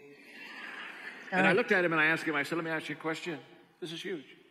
How could you make a decision so quickly that when we hit that ground wrong, immediately, your mind must be amazing to make that decision that quickly? He said, oh, no. He said, my mind's not amazing. He said, I made that decision 20 years ago.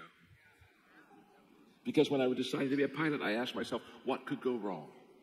And everything that could go wrong, I developed a plan. And one of my plans was, if I ever land crooked, I'll get back up in the air as quick as I can. Because there's much more leeway up in the air than on the ground. What did he do? He anticipated failure. Now, let me say this. Whenever you're doing something extremely difficult and challenging, you're going to fail more. The failure increases with the difficulty of what you're trying to accomplish. So when I said 11 years ago that I wanted to help countries transform, that I wanted to bring values transformation to entire countries, I realized that my odds of accomplishing this goal, this dream, were extremely high, that it was a high hill I had to...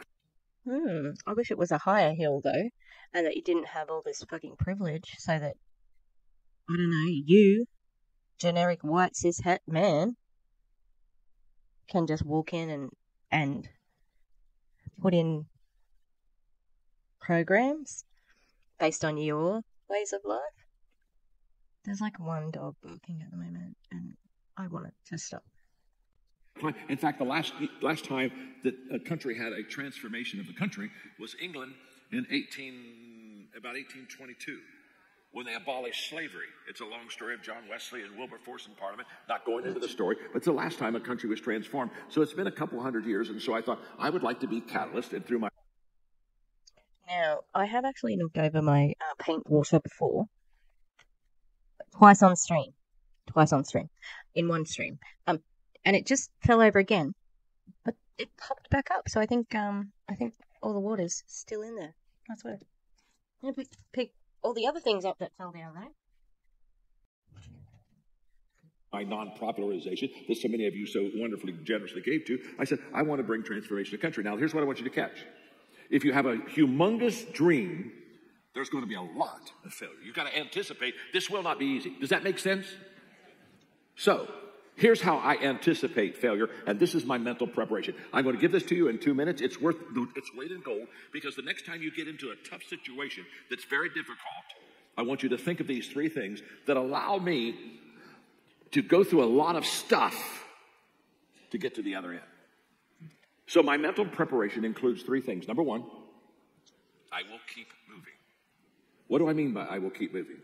When I'm not doing well, I won't stop. Because what happens is, during difficult times, people stop. When COVID happened, everybody stops. When 9/11 happened, everybody stops. Yeah, so, True. They stopped because some people died, right? It wasn't just that, people stopped and they had to take stock of, they had time to take stock of their lives, etc., etc. Okay? They were forced to stop. It's not meant to be something you're using to manipulate people. Like, disgusting. Why are you talking about this in conjunction with this MLM? Like, fuck all the way off. Could my mood be affected by my day at work today? Yeah. So let's not get too carried away, Tish. See, people are panicked, they're fearful, and so they say, oh my gosh, I'm not going to do anything. Yeah. They did panic, and they were afraid. For good reason. Like, what are you doing? Why are you giving them shit? Everybody thought, even me, that was my first year of teaching, okay? I was going out to, I was living in this town, actually, and I went to work that day thinking that the whole world was going to end, and had watched the towers, and my sister had sent me a cryptic message the night before and said, well, no, during the night as it happened, and I'm like, what does that even mean? And it was the September 11 happening, and so yeah, I stopped because I thought that the world was ending. Okay, and then COVID. Now, did we get it badly in Australia? No, I didn't have to have any time off work. I still haven't had COVID. Okay, didn't get it. Haven't got it. But a lot of people were forced to stop because they fucking died. Okay, and it was okay for people to stop. And they stop. Now, what they don't understand is that no one has ever stopped their way to success. You don't stop your way. You don't quit your way to success. This is just a useless platitude that he is feeding to them. So then they will go on and say this. You bet your bottom dollar. Okay, please don't quit, because you don't quit your way to success. You know it. You know that's going to be regurgitated into people's calls. Because this man is I was going to say hyena. This guy is an apex predator. He is at the top of the food chain. He tells people, this is my prey. I am hunting you. And they go, yum, yum, yum, yum. Thank you. Oh, thank you, thank you. He's your friend. He's your father. Ew. You don't stop your way to success. You move your way to success. There's what I call, it's a lecture, it's a teaching I don't have time to give you today, called... Why are you mentioning it then? Why isn't your speech more fucking well planned? Huh? Because you want them to get and buy more coaching from you, right? That's what you want. You don't give a flying fuck about anything except your money, okay? It's all jargon. It's all word salad. It's all love bombing, manipulation, and it's disgusting. Action attraction. And the thesis of action attraction is very simple. As long as you're moving, opportunities will come. But opportunities don't come to you when you're stopped. It's the movement that creates the answers. It's the movement that brings forth the solution. So you have to keep moving. So when I'm anticipating failure because I'm in a high, difficult, hard project, what will I do? I'll keep moving. Because as long as I keep moving, I'll find some answers. Number two is I will keep adjusting. I will keep pivoting. I will keep adjusting. I'll look and say, okay, wow. Pivoting, you say? How interesting that he's using the word pivoting, because we've heard it a fair bit in MLMs in the last year or so. Wow, that didn't really work too well, so I'm going to move a little bit. Tom Watson, the professional golfer, is a good friend. We were playing golf one day, and in fact, I wanted to be, he's about like, he'll be in the top 10 golfers ever, and I just want to be known on the 10th hole at Sugarloaf in Atlanta. It's a par 5. I got a birdie, and Tom got a par.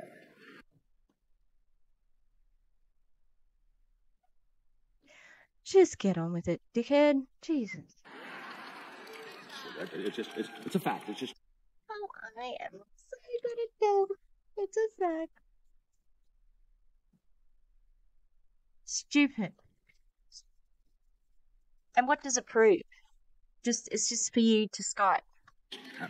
In fact, when we were going off the green, Tom came over and put his arm around me and smiled and said, he said, you beat me on that hole.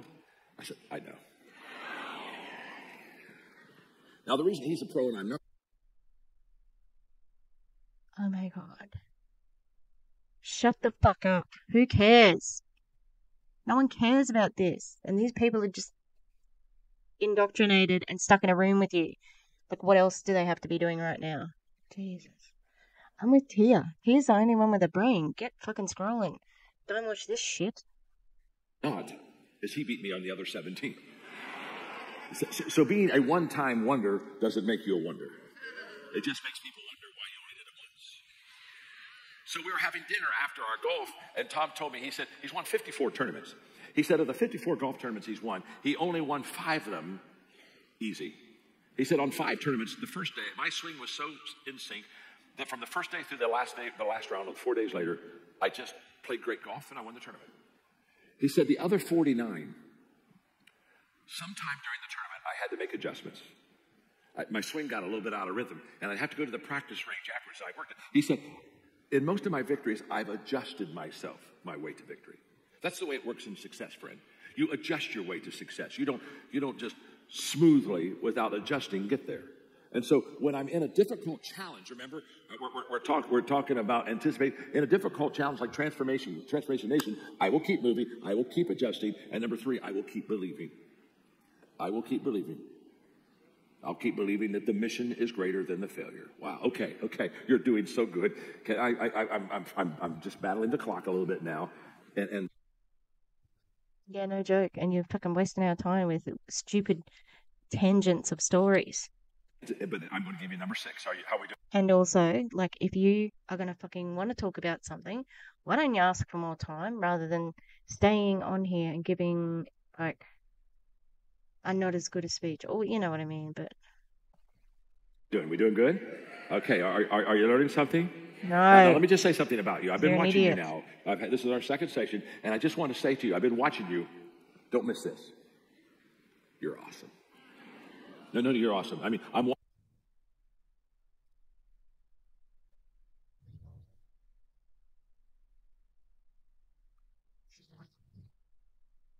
Love bombing. The end. Watching you, I'm like, oh my gosh, they're getting it, they're leaning in. How fun it is to teach you. So what I want you to know is that you're amazing. You're getting it. But also, my name's John, I'm your friend. I just want you to know something. You're getting it. You're really good.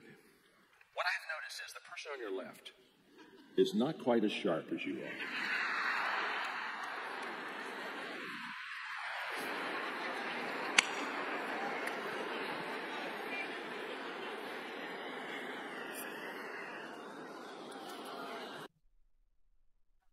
That's what you wasted your time with? This is what you added your time to this? This. Telling your audience they're awesome. And, you know, like, you got an introduction and a conclusion. Well, he's going to get a conclusion, I mean.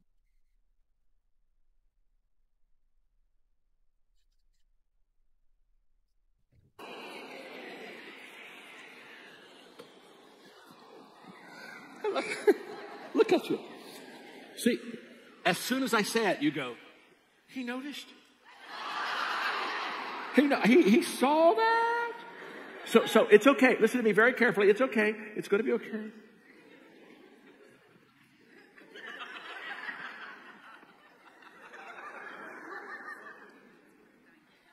Are we okay? He's on my left. Now watch this. So look at the person on your left, since you know they're not quite up to par with you, and say, it's okay, I'll help you. Tell them that. It's okay. I'll help you. I'll help you. I'll help you.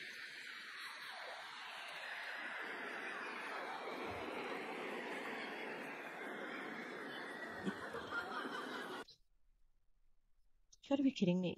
that he's complaining about not having enough time, and he's currently sitting in a seat saying nothing and laughing at his own fucking joke. And it is the person next to you is not very smart or something like that. It's infuriating.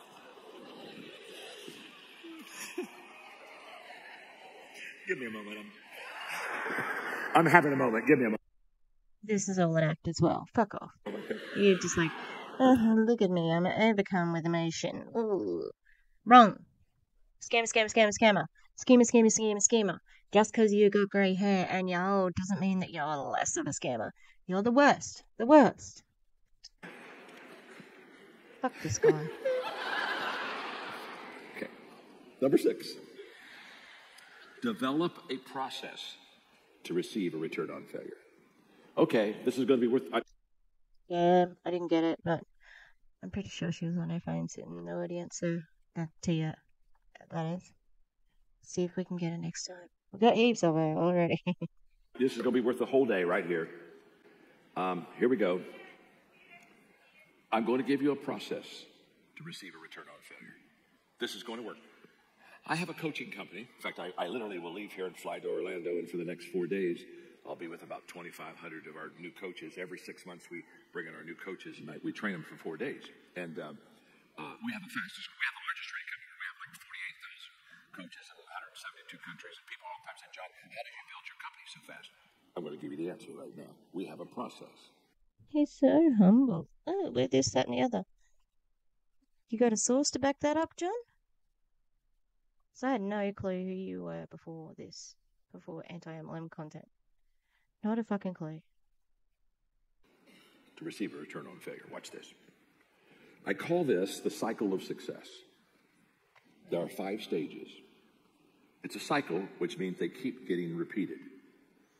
We keep returning to them. And the 5 cycles of success are as follows. Stage 1, testing. We do a lot of testing. We try things we've never tried before. We do things we've never done before. We work out ideas that we've never worked out before. The first stage is testing. We do a lot of testing. The second stage, if you do a lot of testing, the second stage is failing. If you do a lot of tests, you'll do a lot of failures. In fact, the relationship of your failures is completely connected to how many times you test it. So if you test 10 times, you may fail 7 times. But if you test 100 times, you'll fail 70 times. So the more that you test, the more that you fail. So why do we test a lot? So that we fail a lot. So that we can get to the third stage. Failing. The third stage is learning. We test, we fail, we learn. All learn. That's got a revolutionary thing. Just started learning.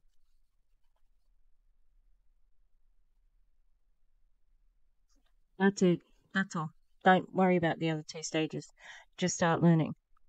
Have the teacher start teaching. You're making something so complicated. Learning comes out of failure. So if you want to learn a lot, you have to test a lot so you can fail a lot. It's what we call failing fast or failing forward. So we test, we fail, we learn. Now, No. Failing forward. No.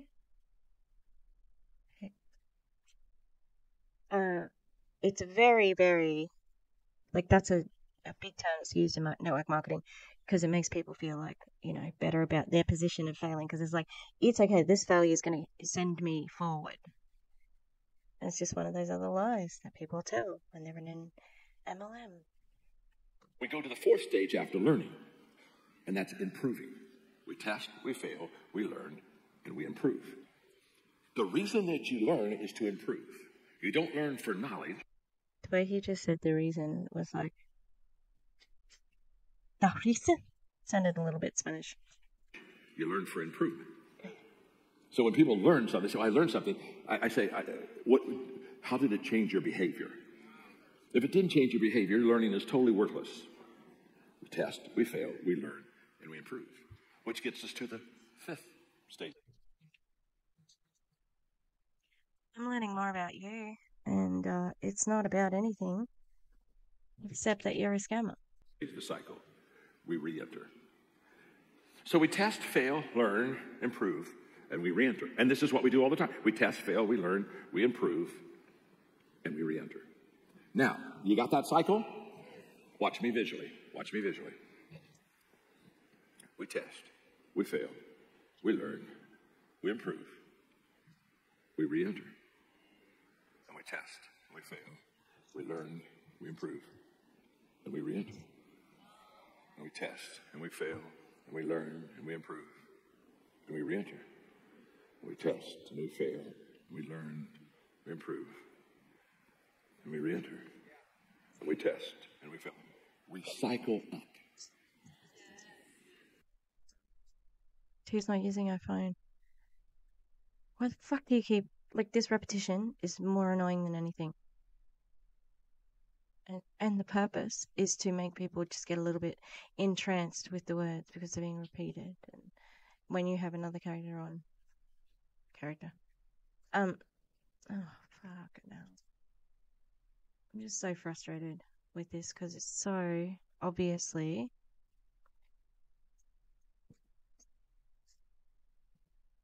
manipulative.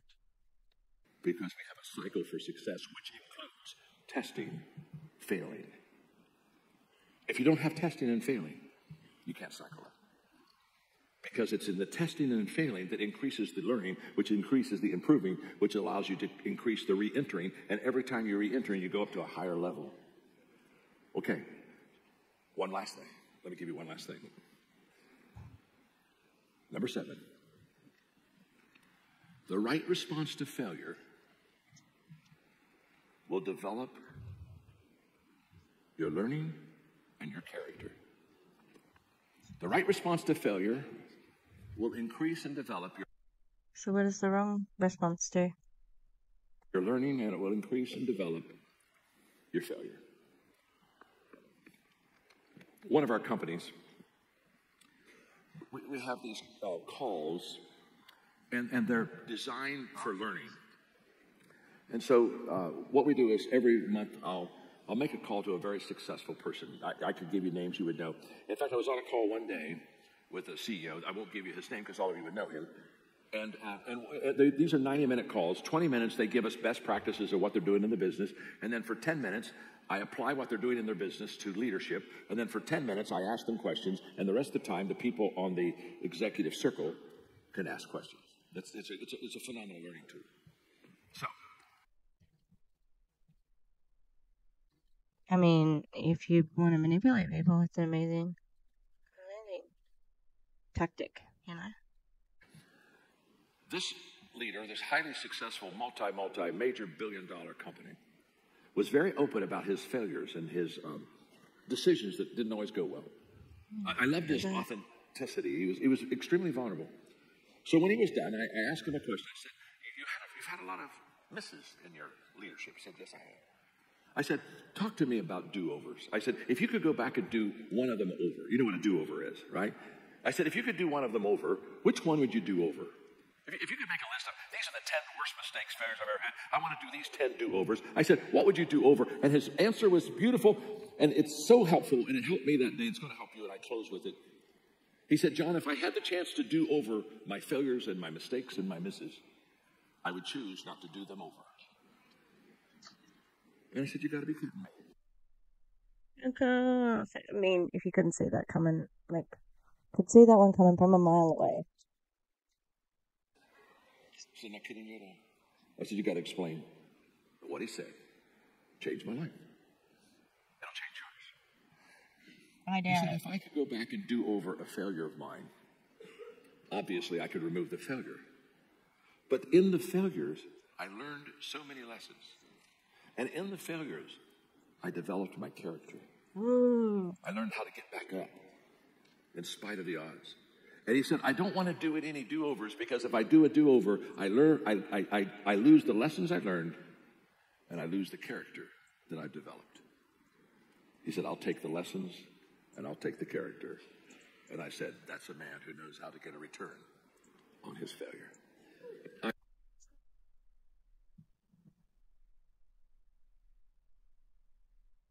So this man just talked, and his whole point is no regrets. No regrets, really? No regrets?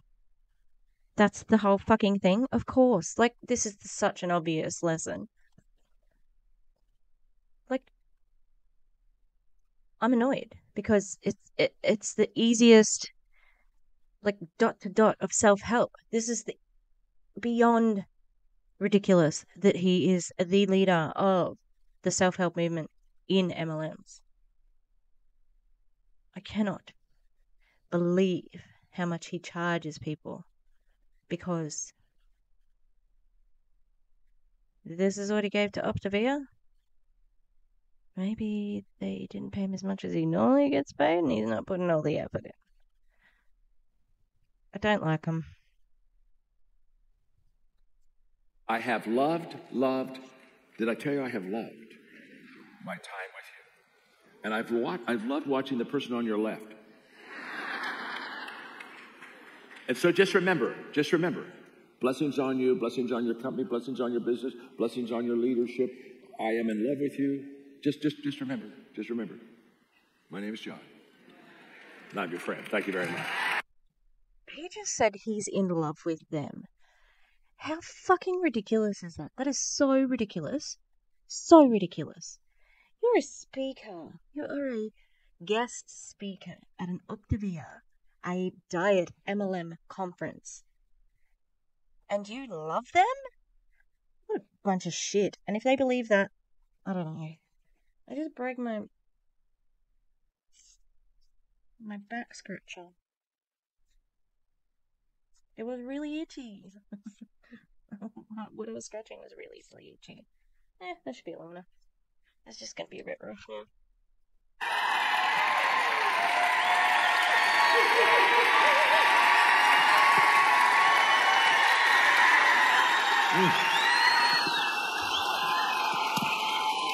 Thank you, John. Thank you. You know, John, before we go, I just want to take a moment because, just getting to have dinner last night and backstage, all you've done is talk about the impact that you're making. Why don't you have any socks on, Doug? What the fuck is wrong with you? He's such a fancy boy. In transformation in the foundation overseas, but also here. And yesterday morning, we gave some of the executive directors and above the opportunity to participate in that. Yeah. And I just want them to hear, and they got to hear from Chad and Ardeen. It was amazing. But would you just share for 2 minutes? Because you said that's where your art is, and that's where you're, as you really transfer to this next generation. So just speak to that for a moment. And because I know there's others in here that want to be a part of that, just like we are. Well, I was asked at lunch. So these people, these poor people, 20% of whom make nothing in a fucking year, okay, they've got to give, they've got to come to this, they have to buy shitty fuelings, now they have to give to John's fucking non-profit? How ridiculous. It's not fair. Leave them alone. Fuck. Today, of all the things that I'm privileged to be able to do, what did I love doing the most? And I said, oh, that's really easy. Money. I love helping people. Transformation is huge in my life. I have two. What? Is he fucking crying?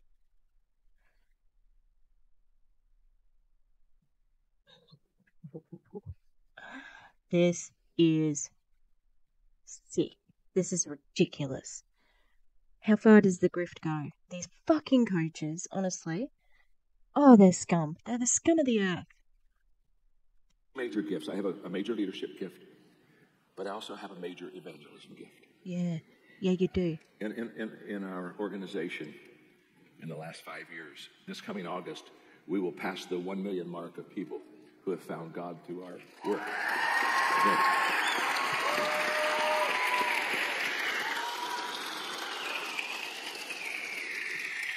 I am. So we have some wonderful people that are legacy people that just help us financially. And I told you, I get nothing. I pay my airfares, I pay my hotel bills, I don't get anything. Never will. Don't need to, don't want to. And we have what we call a salvation scoreboard. And every month, it's just, literally, it's just like if you ever go to a railway station, the numbers just, And we tell our legacy people, they keep these, we give them these celebration scoreboards, they keep them in their office. And we'll tell them, RD, who runs this, he'll say, if you want to see what's happened in the last month, go to your office. And we will, in August, I'm sorry, we'll pass the 1 million mark. But here's what's incredible. We're only 3 years away. What the fuck is going on with my internet? From every year, seeing 1 million people come to God. We're only 3 years away. We're This man is crying. This man is crying. And I need more information on the money he makes, to be honest. And I don't mean this unkindly. We're not in churches. We're in the secular world. You understand? I mean, we're not talking to the choir. Yeah, what countries are you in? Are you in countries where they're economically not as well off? Yeah, you fucking are, aren't you? So you take advantage of people. This is disgusting. Fucking disgusting. And what we do is we earn the right to share our faith. And also, I think that stutter is put on. I think this whole fucking thing is put on. The tears, the everything. Because we serve them and add value to them and help them be successful first. And then we pull the rug out from underneath them and make them think that God is a part of that when it's not. And what you do is you fucking guilt them into becoming Christians and then make them think that accept their shitty lives because, well, you have all your riches in heaven. Fuck this. And then they say, come into our life. Bullshit. And my goal is to take your leaders on a transformation trip this year. It'll change your life. And when we go in, we meet the president. I speak to Congress. How? I'd like to bet that there's money involved in that. And you're going to take these fucking leaders? These ones? Ew. Like, fuck all the way off. We speak to the top companies and countries, and we're seeing Malcolm Gladwell, my friend, said, if you can get 10% of the people to buy into something, it's the tipping point. And what we do in countries is we go, oh, I'm going to have to fucking tweet Malcolm Gladwell or write him an email. You're friends with John Maxwell, the MLM scammer?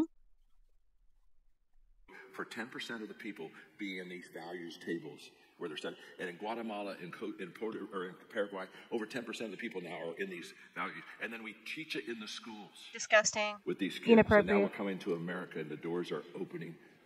And so anyway, this is who I am and this is what I do. And this is what I have.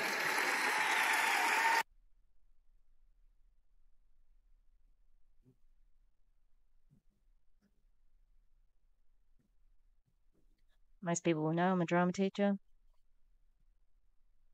This is a fucking act. So thank you. Look at me, I'm just a down-home boy. I'm just an old man. I'm just trying to do the best for everybody. It's just who I am. It's just what I do. Thank you. John, there are not enough hours in the rest of our day to express our thanks to you. We can tell you, having some one-on-one time, which is a mind-blowing experience, that this man has a heart bigger than I've ever seen. And when you think about the type of leader we all want to become, we couldn't imagine a better model. So thank you for that.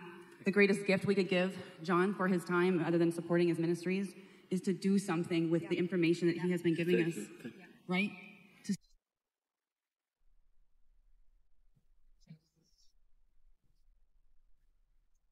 Go and be successfully in business. Go and do it for John.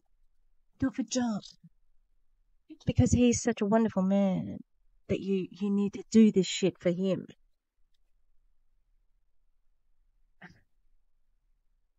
God, they're so blatant. Like, oh, I feel so sorry for these people in the audience.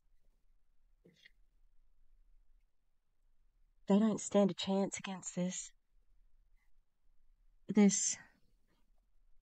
type of manipulation. It's very good. It is a very effective and the way that they all work together. Oh, wow. Like, if only they were good people. And you know, I think there's about most of them at the top. I think that they're okay with taking the money, you know. But I know that there's always going to be a little part of them that knows where the money comes from and who they're exploiting. And so that means there's a little bit inside them that's going, you're a scammer. You're getting, you're going on another trip. You're buying another Louis bag. Your downline paid for that. Your downline paid for that. To steward it, to go out, to use it. Don't just take those notes. Translate that into impact, to honor his time, his effort, his years of service. Thank you. Thank you. Just say... Years of service to who? Not to your fucking company. And to what? He's an MLM scammer. This is bullshit. One more thing, I'll quit. Fine. Shut the fuck up now. Listen carefully. Because of your generosity, and you have been incredibly generous in your giving, I'll go in just a few weeks, I'll go to Guatemala, and I'll be speaking to 15,000 table facilitators that we have trained. And when I'm done training them, I say, now you can leave, but if you would like to stay in 15 minutes, I'll share my faith and talk about my relationship with God. 95%. Of course they will, because you're using their fucking politeness against them. Right? That's what you're doing. Oh, this is disgusting. This is so disgusting. So it's a funnel, but it's a funnel to God. But it's still a money funnel, even though it's a funnel to God. Oh my God. I'm so mad. Like, % of the people stay. And I share my faith. And over 50% of the people receive Christ. Now, so here's what I want. And then we'll go to Panama and open up another country. Wow. But listen to me very carefully. When I go this time, you're going with me in my heart because you're helping us. Yeah, that's really good. Like, I'm with John in his heart, even though I'm not physically there. Like, what the fuck? Really make a difference. Transformation is not possible without you helping me. Bullshit. Bullshit. You said before, you don't need to quit. You don't need to be working right now. You could retire. You have sold 30 fucking million books or whatever. Okay? You can quit. You don't need them. You could have done this without them. That's bullshit. And you're just saying it to make them feel good. To love bomb them. That's what you're saying it for. And to further indebt them, they're more indebted to do what? To honor his time by doing well in your MLM. I'm going to look at you selfishly as the legs to my legacy. Fuck off. And so we're going to run a little farther, and we're going to run a little higher, and we're going to run a little stronger, and we're going to run a little bigger. Because of the kindness. Again, I didn't ask for this. It was your leaders who said, we want to serve. We want to be generous. I didn't ask for this at all. I speak for companies that never talk about this. Interesting why it's fucking the headline with this one. Okay? Interesting that it was the leaders of Optavia. Leaders of this Optavia team. Because they've got a lot of money. But you're taking money from everyone else? And they're going to be your legs? He never could have done this without me. Oh, yes, he could have. He fully fucking can. But the question is, should he? No. Leave other countries alone. Who the fuck are you? Stay away from them. And if it was so good, why didn't you start in America? Because I'm there to serve them. That's my responsibility. But your leaders have such a generous heart to make a difference. They said, we want you to come and speak, and I've done my best for you. But they said, well, then we want to help you. We want to be a part of your team. So now you'll be with me. So thank you. Thank you, John. Thank you. We're going to cycle up. We're cycling up. We're going up. We're cycling. That's right. We're cycling up. Thea, we're cycling up, yeah. honey. That's right. 10-minute break, everybody. We'll see you back. Real quick, one quick announcement. Not trying to single anybody out. The kazoo has to stop, please. Thank you. Oh, that's what the kazoo was about. Fucking hell, Kevin. He's like said literally like 5 things.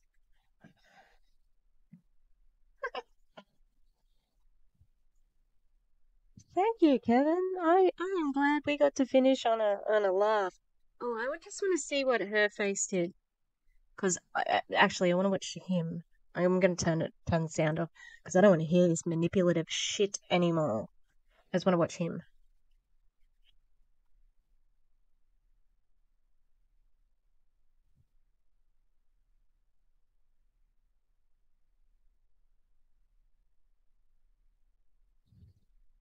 Yeah, I don't know if you're cycling up, Tia, because if it's like on your phone, we might be able to.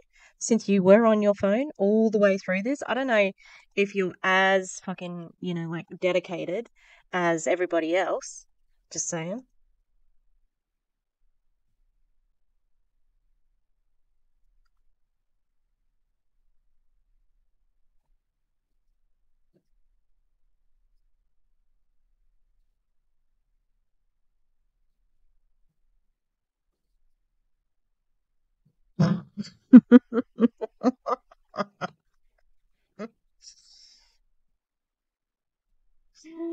That's my favorite. That's my favorite part of the whole conference. I'm sorry I was so spicy at the end there. Have I got blood on my side of my face? Yeah. We know it's been a day. Don't like John. I know some of the people on the first video that I did of John said that he seems creepy, and I would agree with that. He's disingenuous. He gloats. He gloats about his money. He's quite out there, He tells you, I've got this money, this is it, blah, blah, blah. But the arrogance of a cis-het white man boomer to go to other countries where he doesn't live, right? Let me get the fucking mouse off my face. And impose your belief system on them. And he can say, oh no, we're just doing the transformation table. We're just doing this.